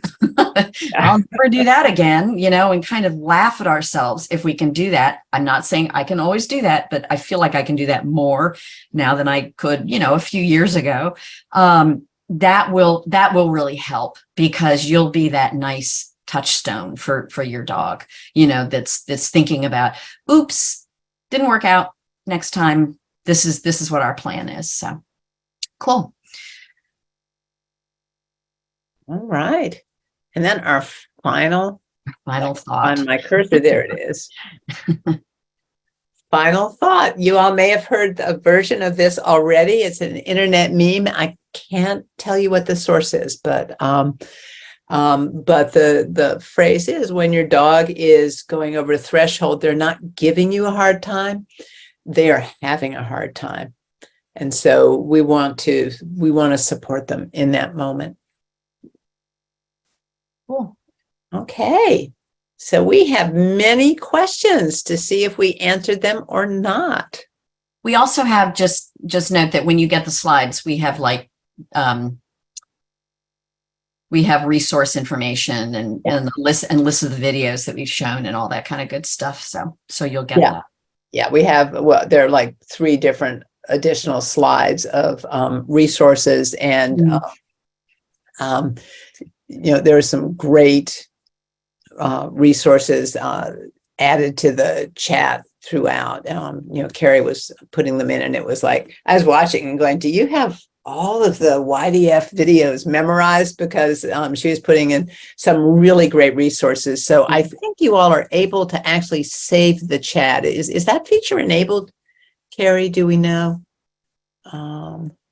They can download the chat. I also, once the webinar's over, I leave it up for a while for people to copy anything they want out of there that they may have missed. Great. Yeah, I was just checking. So Zoom moved the 3 dots to save the chat, but yeah, that's great. Thanks.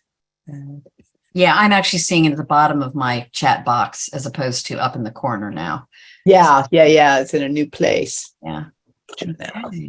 Okay. So should we look at some questions? Let's do. I'm just scrolling back to see what questions remain. Okay.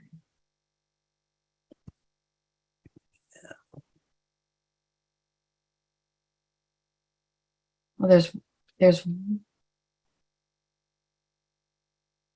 one that got asked just a few moments ago. I can grab that and we can start there, I guess. And maybe great. Yeah, just because I'm trying to figure out sort of where we might start.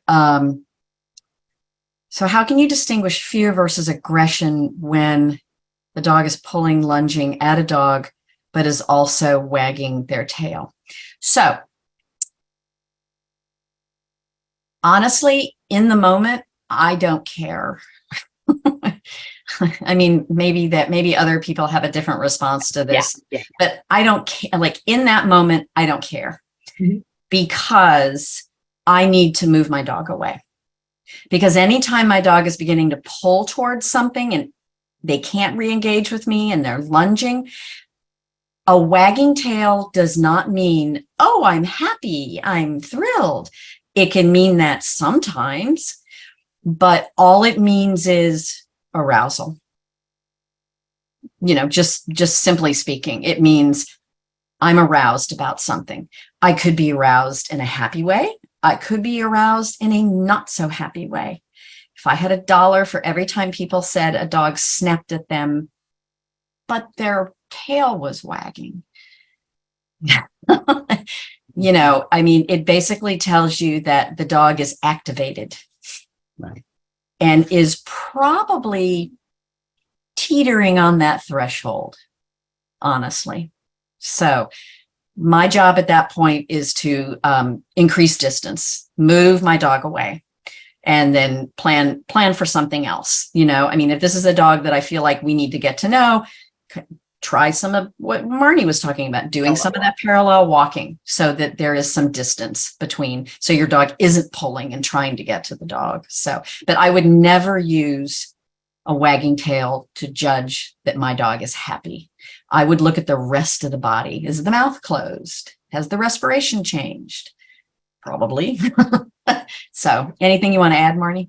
Just to really specifically say that the movement of the tail and the wagging of the tail can have as many different meanings as all the other body language. We tend to associate it with a dog who's happy and affiliative, but it can just as easily be a warning flag. So that, as Susan said, we want to look at everything. My dogs wag their tails when they're about to kill something. Oh, you betcha. Yeah. Just saying. Yeah. I'd like to grab Angie Santiago's question because Yeah. I know it's a follow on to your question before about the fireworks. What if you cannot get away from the trigger? Like my neighbor's throwing fireworks in the open areas in front of my house. So my first question, because I have neighbors who like to set off fireworks at hours of the day that actually violate the noise ordinance. So I would say, I don't know obviously what the rules in your jurisdiction are, but that is actually something to look into if it persists, depending on the nature of the fireworks. And where I live, if it's an explosive device, if you smell cordite after the firework has gone off, it violates the local ordinances. And I used to just kind of let it go, but having lived with noise sensitive dogs and honestly not wanting people exploding things around my house, I have looked into that and have acted on that. That said, there are some things you can do in your home, hopefully, to help your dog.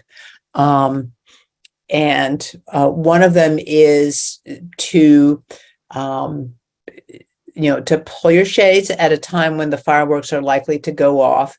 And because there's that visual, I would turn on many lights inside the house so that the visual part of the fireworks going off is not as much of a contrast with the quiet between times. So it's a little bit less of a kind of standalone trigger for your dog.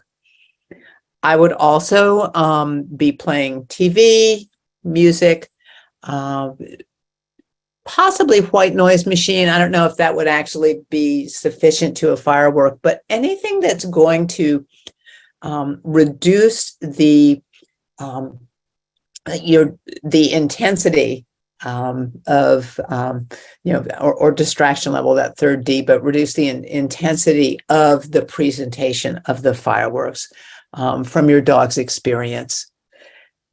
If it's a time of day that this is likely to happen, I do my best to have my dog at a different place in my house so that there would be some cushioning from other rooms or, as much dampening of that as possible. I would also add some, and you may want to talk with your vet about this, I would add some calming elements to my household in addition to, some of the sound, the light dampening effects. I would be looking at, it's now called Thunder Ease. Forever it was called Adaptil. It's dog appeasing pheromone.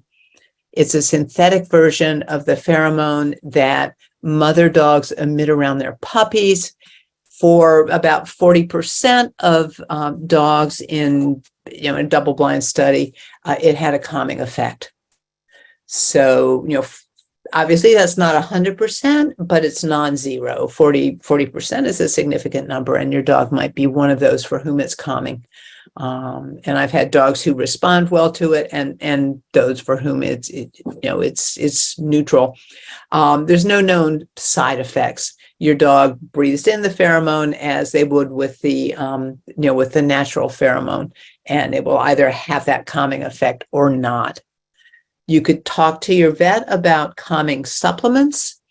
They're non-prescription supplements, but anything that you ask your dog to eat that we expect to have an effect on their behavior, I would urge you to talk to your vet first. And many of these supplements are available from your vet as well. Some of them are Angstane,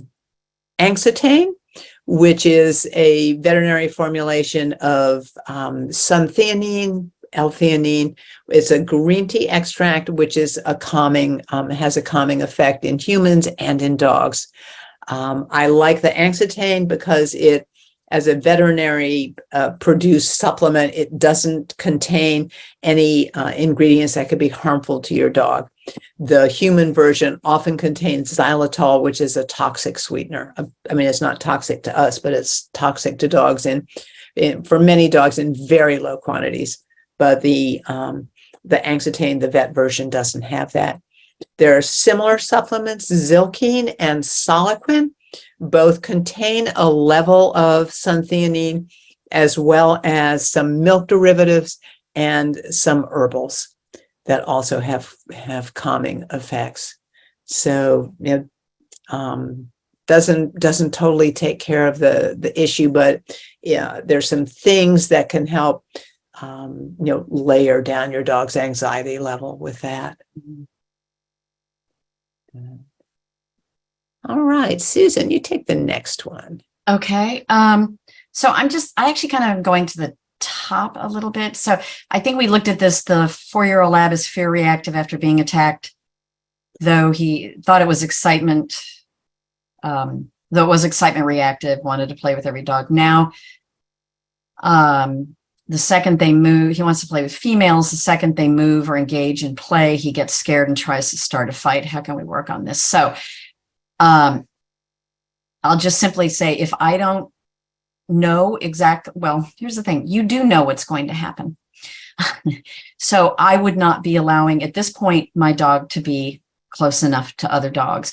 Here's the thing. I really avoid letting my dogs meet on leash because sometimes it goes well, sometimes it doesn't.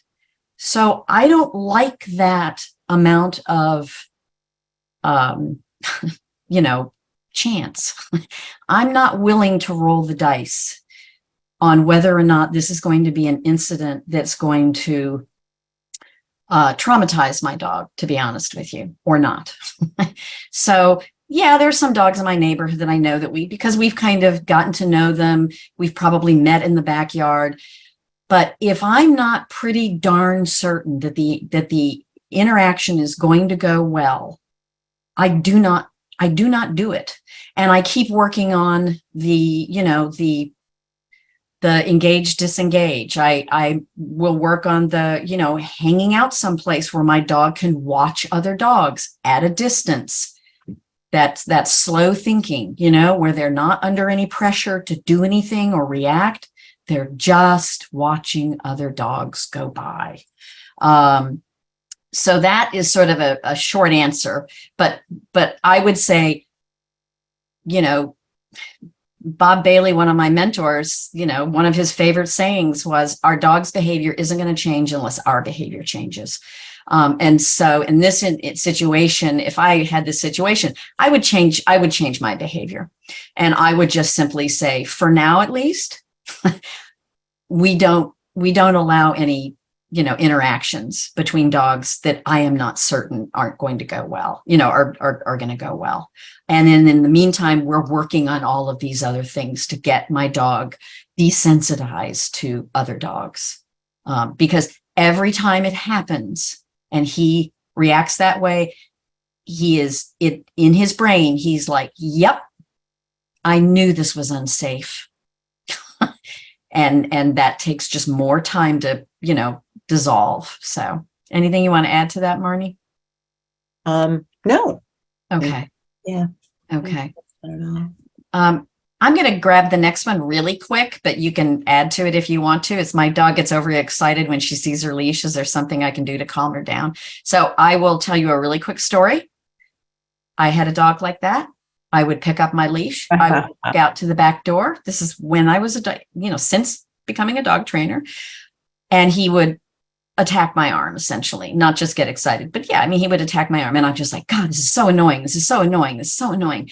And I was literally at a conference, a training conference. And I had this moment where I was like, wait a minute, I'm a dog trainer. I know how to handle this. And here's how I handled it. This is one way to handle it. And Marnie, you might have another way. There are other ways to do this.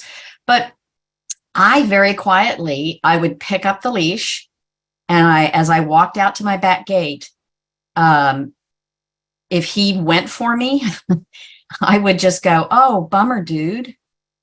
And I turn around and walk back inside the house and put the leash down and wait for a moment. And I'm not kidding you. With this dog, at least, it took about 3 repetitions before he realized, because I had let him get to the point where he thought, oh, attacking her is part of the deal. It's like, I have to do that to get a walk. And I was just telling him really quickly, it's like, no, this is, this is not part of the deal. So, I mean, there are other things you can do, but that, to me, sometimes that can be kind of a really quick and dirty thing to try. So anything you would do, Marnie, or? No, I do the same thing. And it's also very empowering for our dogs. Helps them control their arousal. It's like a leash version of Go Wild and Freeze. Yeah. If they get all amped up as, I'm beginning to reach for the leash, then I stop reaching for the leash until they calm. And when they're calm, then I continue the act, moving toward getting the harness on, getting the leash on. But anytime they are too much, I just pause. And our dogs are really smart and if they're consistent, they figure out, because if they are dogs who want that gear on, because the gear being on means that they get to go out the door, then they are going to figure out, when we stop moving toward doing that and when we resume moving toward doing that. And often, Susan, I forget how long you said it took you, but I've had dogs where it's one session and they yeah. I think it was like three, like I did it 3 times, like I'd pick up the leash, take a few steps. He would kind of go nuts. I put the leash down. And then I think I did that like 3 times. And by like the 3rd time, he was just like, oh, got it. And I felt, I felt a little bad because I was like, I kind of trained you to do this, buddy. You did. So I'm really sorry, but the rules have changed. And, I mean, I don't usually just change the rules on my dogs, but I kind of thought, let me see if I can kind of do this. Yeah. Kind of a Go Wild and Freeze kind of thing, so. But you'll notice there was nothing oppositional in what Susan did. No. She wasn't saying, no, stop it. She wasn't pushing back against his behavior, all of which would have made the behavior more intense. Oh, yeah. It would have ramped him up even more. Yeah. Instead, she just made it really clear to him that he had the power to make her get that leash on. Mm-hmm. And the power was to be quiet. Yeah. Yes, it goes back to that Bob Bailey thing about, I changed my behavior a little bit. Yeah. And that helped change my own dog's behavior. So anyway, we have, I don't know how we want to do this. I'll just wade back, but I wanted to mention Susan Melcher. Thank you, Susan. Mentioned dog headphones to block noises. Oh, yeah. Now they're varying thoughts on how effective dog headphones are. There are some good reviews out there. Eileen of Eileen and Dogs has done an exploration into that, but it certainly is something that most probably would help. Obviously, as Susan says very wisely, thank you, Susan, you'd need to introduce your dog to them a little bit at a time.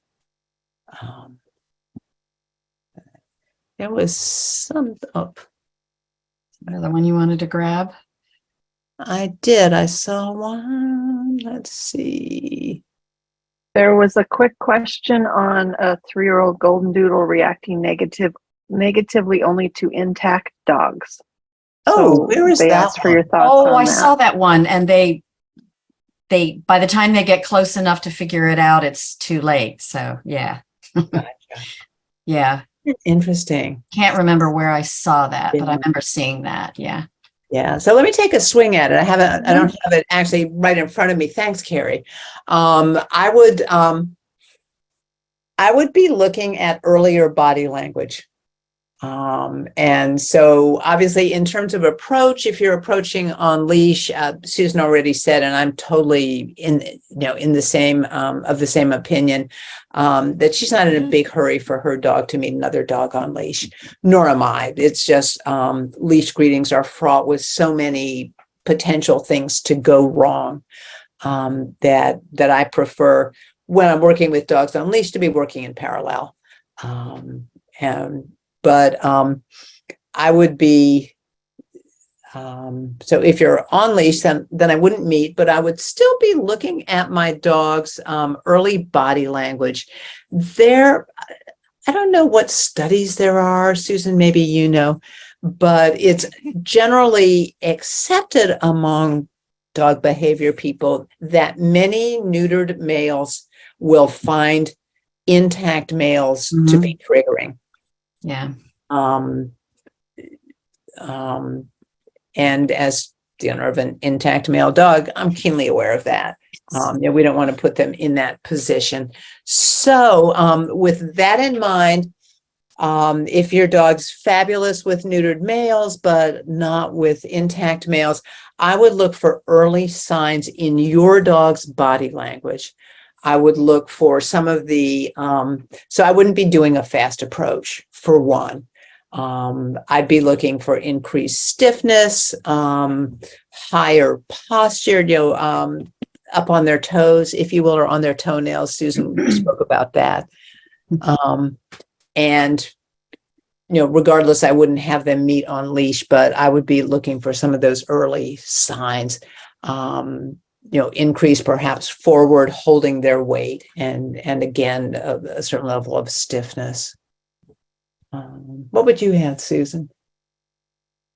Yeah, I would, I almost never get my dog close enough to a strange dog on leash that I can see his junk. Let's just say that. That's just not something that I tend to do. If I'm that close, I'm already, kind of, oops, I'm not doing my plan.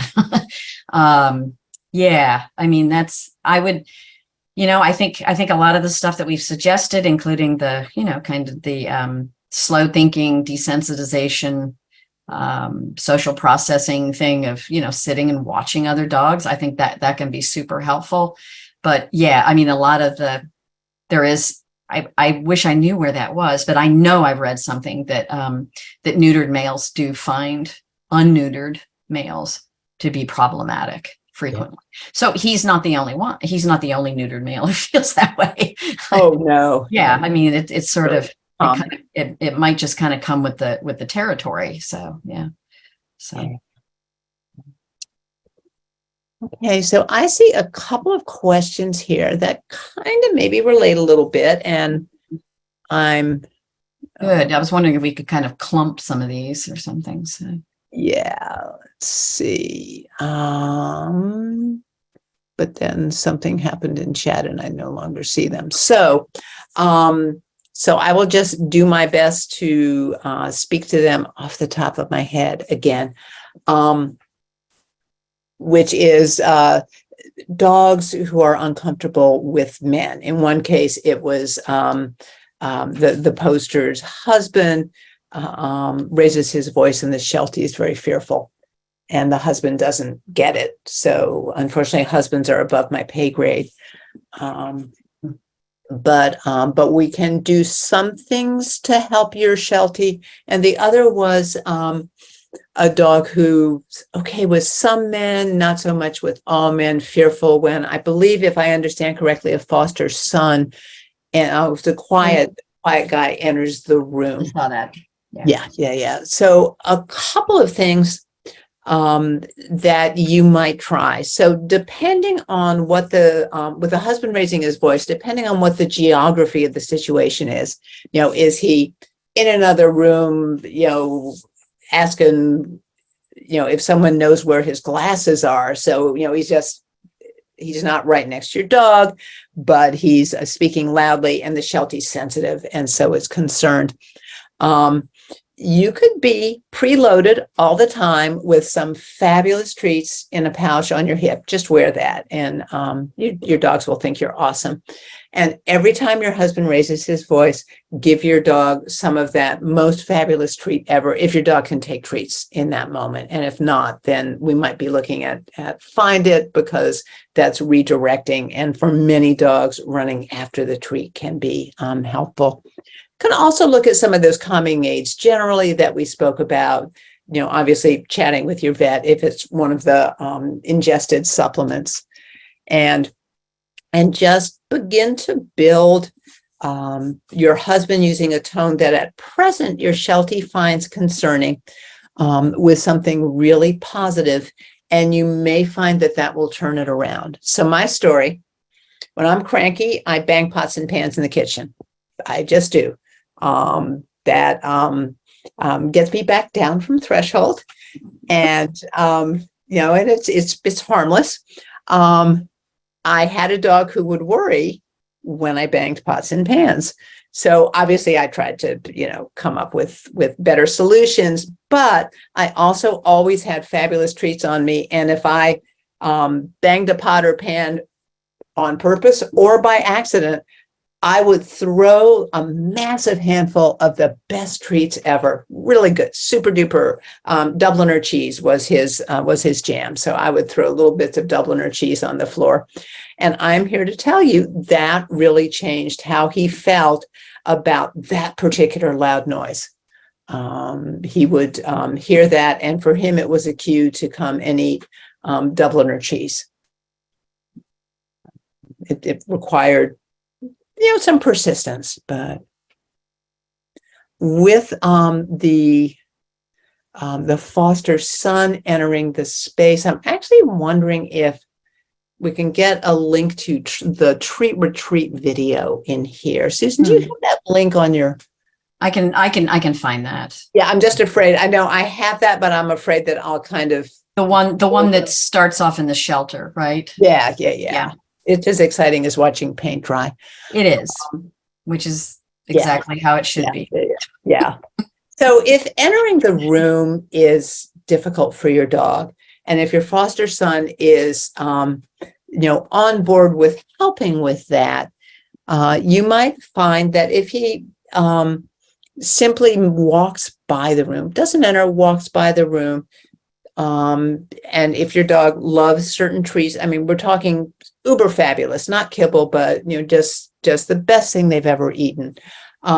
Walks by, tosses a few of those into the room and walks on. So he's not asking the dog to come to him, but we're just asking him to predict great stuff is available for the dog. That may begin to change your dog's response to him. Tossing the treat past the dog rather than luring the dog to him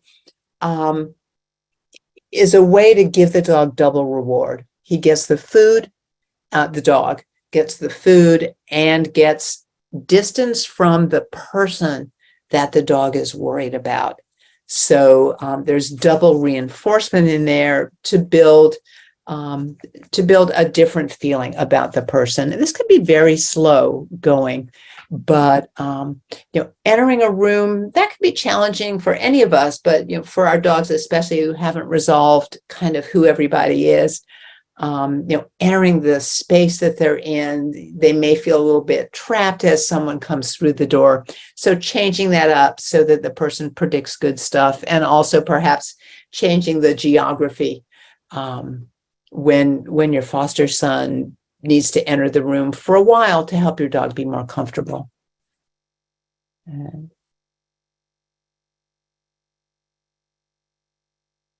Right.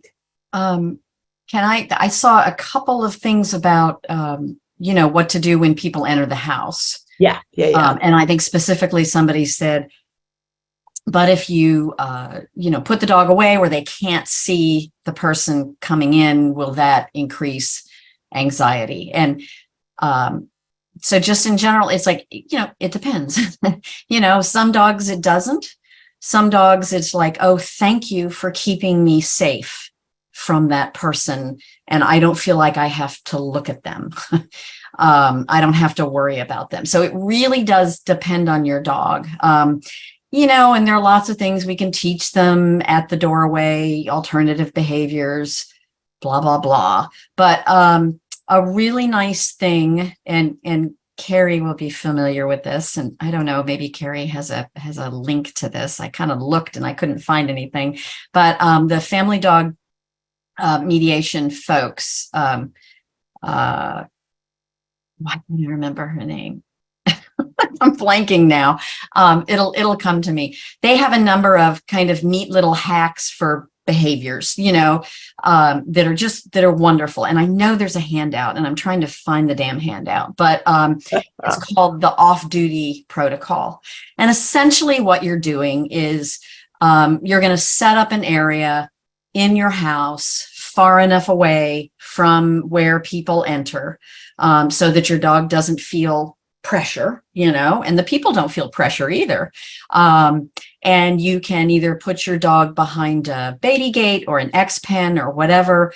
They'll have their bed in there. They'll have something wonderful to chew on. You can also tether them if you think your dog would feel comfortable. The thing is, you do need to practice having them hang out on that mat and get that to be super valuable. You need to practice having them be comfortable being behind a gate or an X pen. Before you start bringing in people, you need to practice. If you're going to tether them, you have to practice that as well.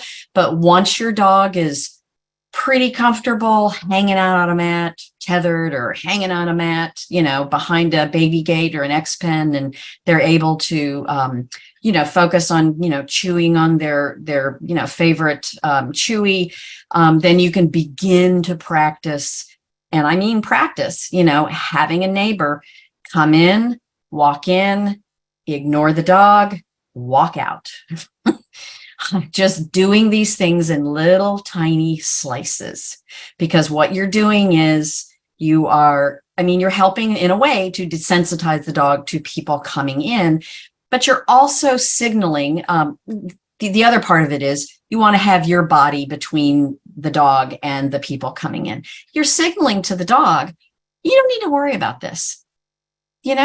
I have this under control. You're in your area. We've practiced you being in this spot and having lots of really good, calm feelings being there.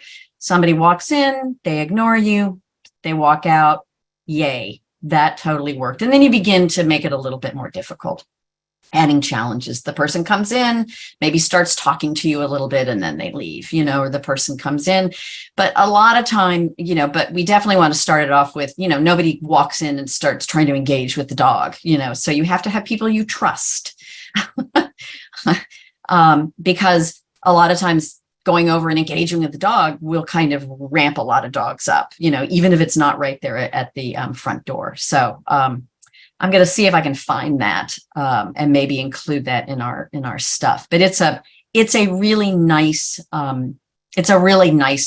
very simple protocol, and it just mostly requires us to, practice having the dog comfortable on a mat, finding a lot of value in that. Practice having them being either restrained by a tether or a gate, and then slowly adding increasingly more difficult scenarios for the dog. So, but let me add one thing to that. It is nothing you left out, but something that occurred to me, and to my previous answer. And then why don't we grab the missing questions and call it a wrap? Carrie did this summation of questions, and there was one I particularly wanted to touch on. So for many dogs, for most dogs, I dare say, being in their space, house, yard, and having an intruder, person, dog, enter is much harder. And I'm thinking of the foster son entering the room as well, is much harder than for the intruder, if you will, the stranger, to enter first and be followed by the resident dog. So, for example, with the dog who's worried when the foster son enters the room, I would totally be doing some of the desensitization that I suggested, but you could also have him enter the room and be seated first. And then if you enter with your dog, you may find that it's quite a different experience for everybody. Great point. Yep. A lot of times too, if I'm working with a dog that has big feelings about people coming in the house, I will meet the dog outside. Yeah. And then do what Marnie says, where the person comes in first. Yeah. I will sit down and then they bring it. Yeah. But I will meet that dog outside. And that tends to diffuse a lot of, big feelings for a lot of dogs. And then, of course, I suggest that, if they're having people over, let's just try that, try that for a while. So, and see if that helps. Yeah, absolutely.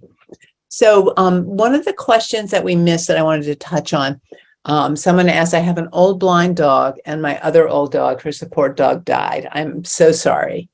The blind dog is either asleep or pacing and panting. And the guardian doesn't seem to be able to help her get back under threshold. And I would say with that specific issue, and many others, but that specifically, I have found Tellington T-Touch to be a godsend for your dog. If your blind dog accepts touch. And so I would suggest that I know that YDF actually offers some T-Touch courses, I believe, online. So I'd encourage you to look and see if there's anything of that nature coming up. Also, in the resources that you'll be receiving, we have a link to Janet Finley's YouTube channel. She is fabulous trainer in the UK. And she is a T-Touch practitioner, and she has a number of, for a number of years, she did what she called an advent calendar. Well, she still does that. She includes other training than T-Touch now, but for maybe 3 to 5 years, they were all little snippets, one every day from the 1st through the 24th of December, little snippets on T-Touch. So bite-sized pieces. And very helpful introductions to T-Touch. They are gentle techniques. And the reason I think it would help your blind dog is if she is accepting of touch, when you do T-Touch, you slow the pace of the touching and lower the intensity of the level of the touch. And for a dog who's compromised in other senses, this can really help them to connect more comfortably or more fully again with you and feel more supported. I used it successfully with a dog who was actually deaf blind and had lost their support dog. And doing some thoughtful T-Touch on a regular basis really helped the dog in a number of ways. Yeah, Janet's, so there's a number of questions about sort of helping dogs find their calm, if you will. You know, learn how to relax in sort of various, situations. And of course, again, we like to, working on teaching dogs, or helping dogs relax, starting in the house first, of course, will definitely have an impact on their behavior outside of the house. But that Janet Finley's YouTube video or YouTube channel will have lots of wonderful things about relaxation techniques and using those and helping incorporate those. And then a lot of the T-Touch and the ACE stuff that Janet talks about relates to that as well. So. Let's see. Okay, shall I read the next missing question unless you have it in front of you, Susan? Sure. No, I don't. Okay. Go ahead.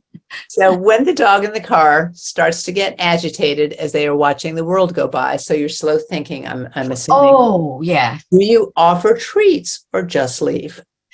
I leave. Okay. Because he's telling me this is too much. I might, if he kind of gives me a little woof or something, I might not even give treats. I might just kind of look at him and say something like, oh yeah, that person was weird looking, or oh, that noise was pretty intense, dude, yeah, thanks for letting me know. But if I see much more than once or twice of, a little bit of agitation there, that I'm like, I'm not going to wait. I'm not going to wait for the big display, because I'm just going to be like, oh, okay, maybe we've been there too long. That's the other option. Maybe we've been there for 10 minutes and wow, the last time we did it for 5 and 5 really worked well. And I'll just say to myself, I pushed my dog too much. So I'll either end it or I might move away, and not necessarily in the car, It's like, because I do this outside of the, I do this we're overlooking a biking path or something like that. You know, I might say, okay, we're done, or move a number of feet away and see if that helps things. If that doesn't, we will leave. Because again, he might just have had enough. Yeah. Which is fine. I am always thinking about not waiting for the screaming. I am always thinking about hearing the whisper. Yes. Yeah. and believing it. If my dog kind of nudges me, so to speak, and whispers, this is getting really hard. Yeah. I pay attention to that. I don't look at him and say, oh, but can we stay longer? And then only respond to the screaming. So I hope that makes sense. I really try and remind myself to do that. I'm not always perfect at it, but that's certainly what my goal is. So yeah.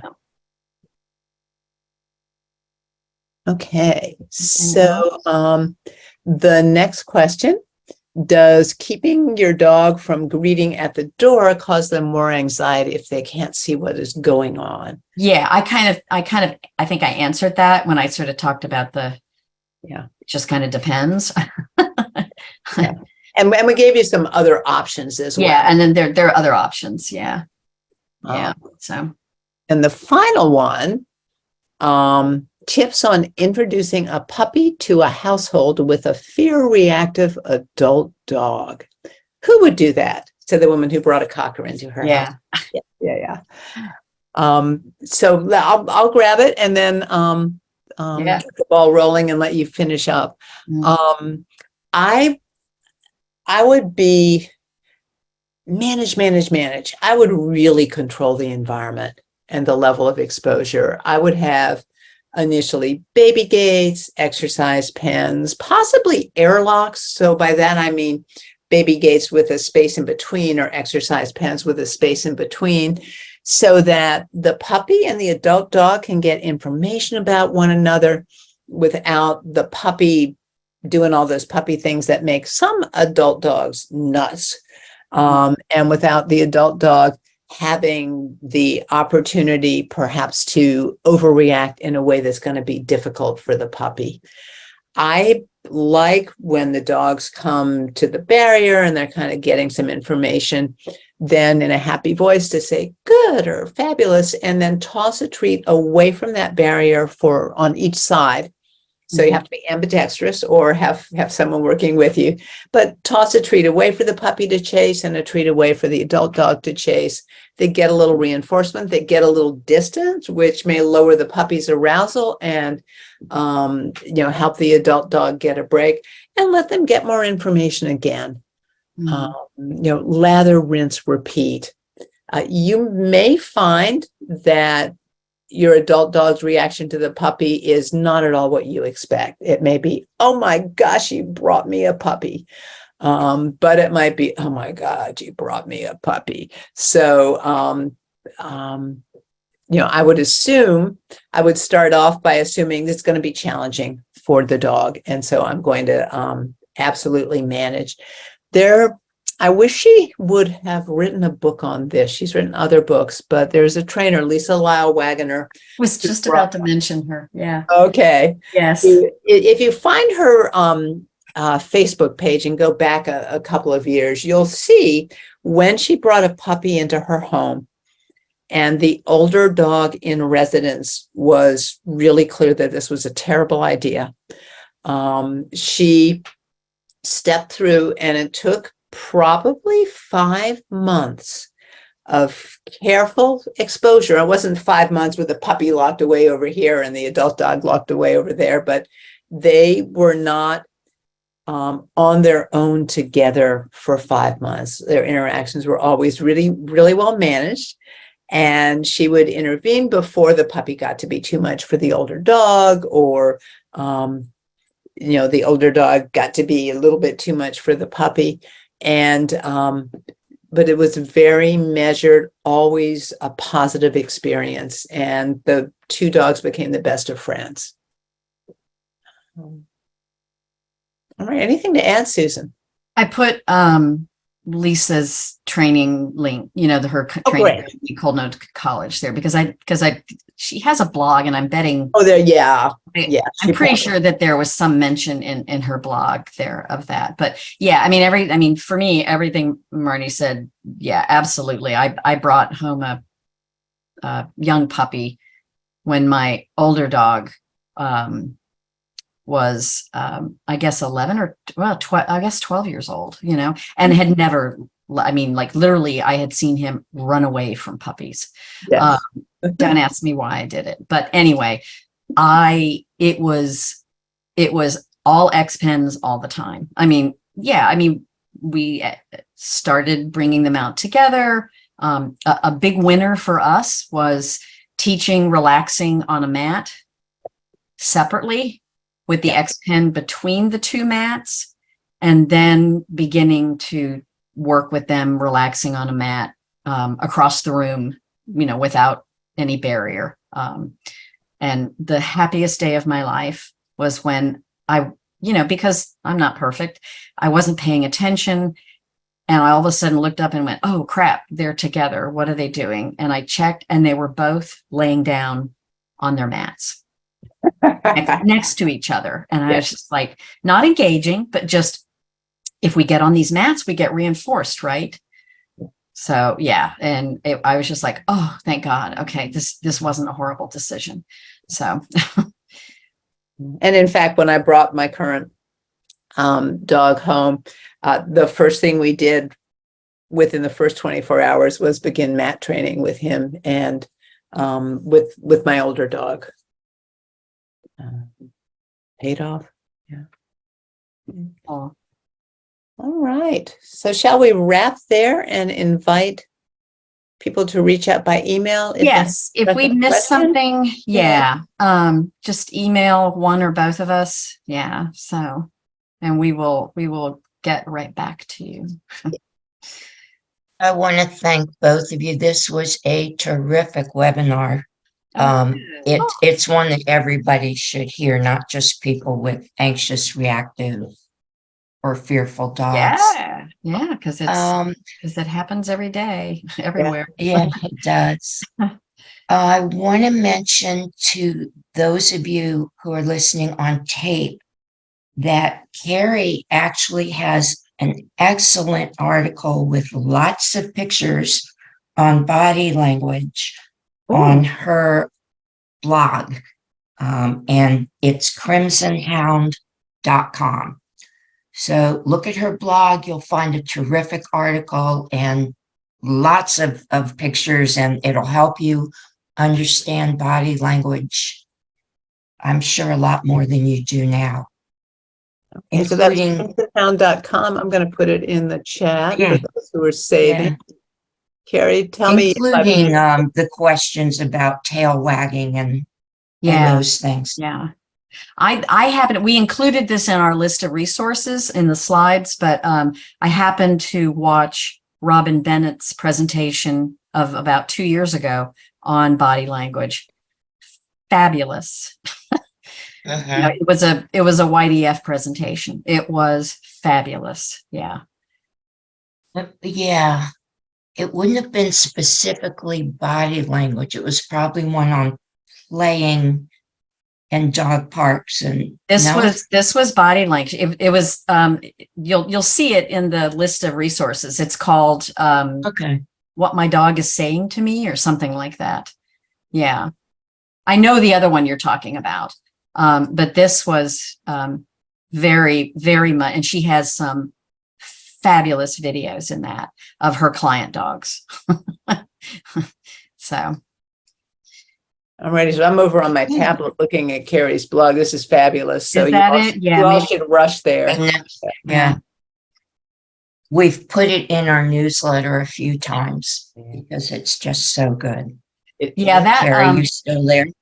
Yeah, the link to that one, listening to your dog's body language, that's Laura Sharkey, which is also a good one. I have not watched that one yet. Which one are you looking for, Marnie? And I can find it. It's quick. Robin Bennett's one. But it's actually listed at the end of our slides too. So yeah. Was it a webinar or a workshop? It was a webinar. I mean, yeah, it was like a regular webinar. Okay. Well, So Marnie, Thank if you for you, giving I us don't know if you credit. have access to the slides, Marnie, if you go to the end, you can see. I do. Let me show you what we Yeah. have. That would be helpful. Yeah. Okay, so we've got Books and articles. articles. Lily Chin's doggy language book is awesome. Is awesome. Yeah. Here's some videos. Oh, these are actually some videos. These are the videos that we had in our today. in the presentation. Yes, you've got direct links to them. Yes. Let me find my Oh, cursor. that's There you handy. go. For the resources, we have the Robin Bennett Your webinar. dog is talking to you. That's it. Yeah. Really awesome. We have the YDF YouTube channel and Janet Finley's YouTube channel, and I believe that that's it. Yep. All I'll right, have and to then we look have at that. the Carrie's blog in the chat, so be sure to save the chat. Super good. Yeah, as Carrie said, we're going to leave the chat up for a few minutes so that those of you who are here still can copy the whole thing or copy parts of it. Yeah. But there's so much good stuff in this chat. And I want to thank all of you for not only your questions, but the resources that you gave each other. Yeah, there were some good resources. Yeah. All right, guys. Okay, thank you so much. This was a pleasure. Thank you. And again, you can copy chat everyone else. Bye-bye. Bye-bye. Thanks. Bye.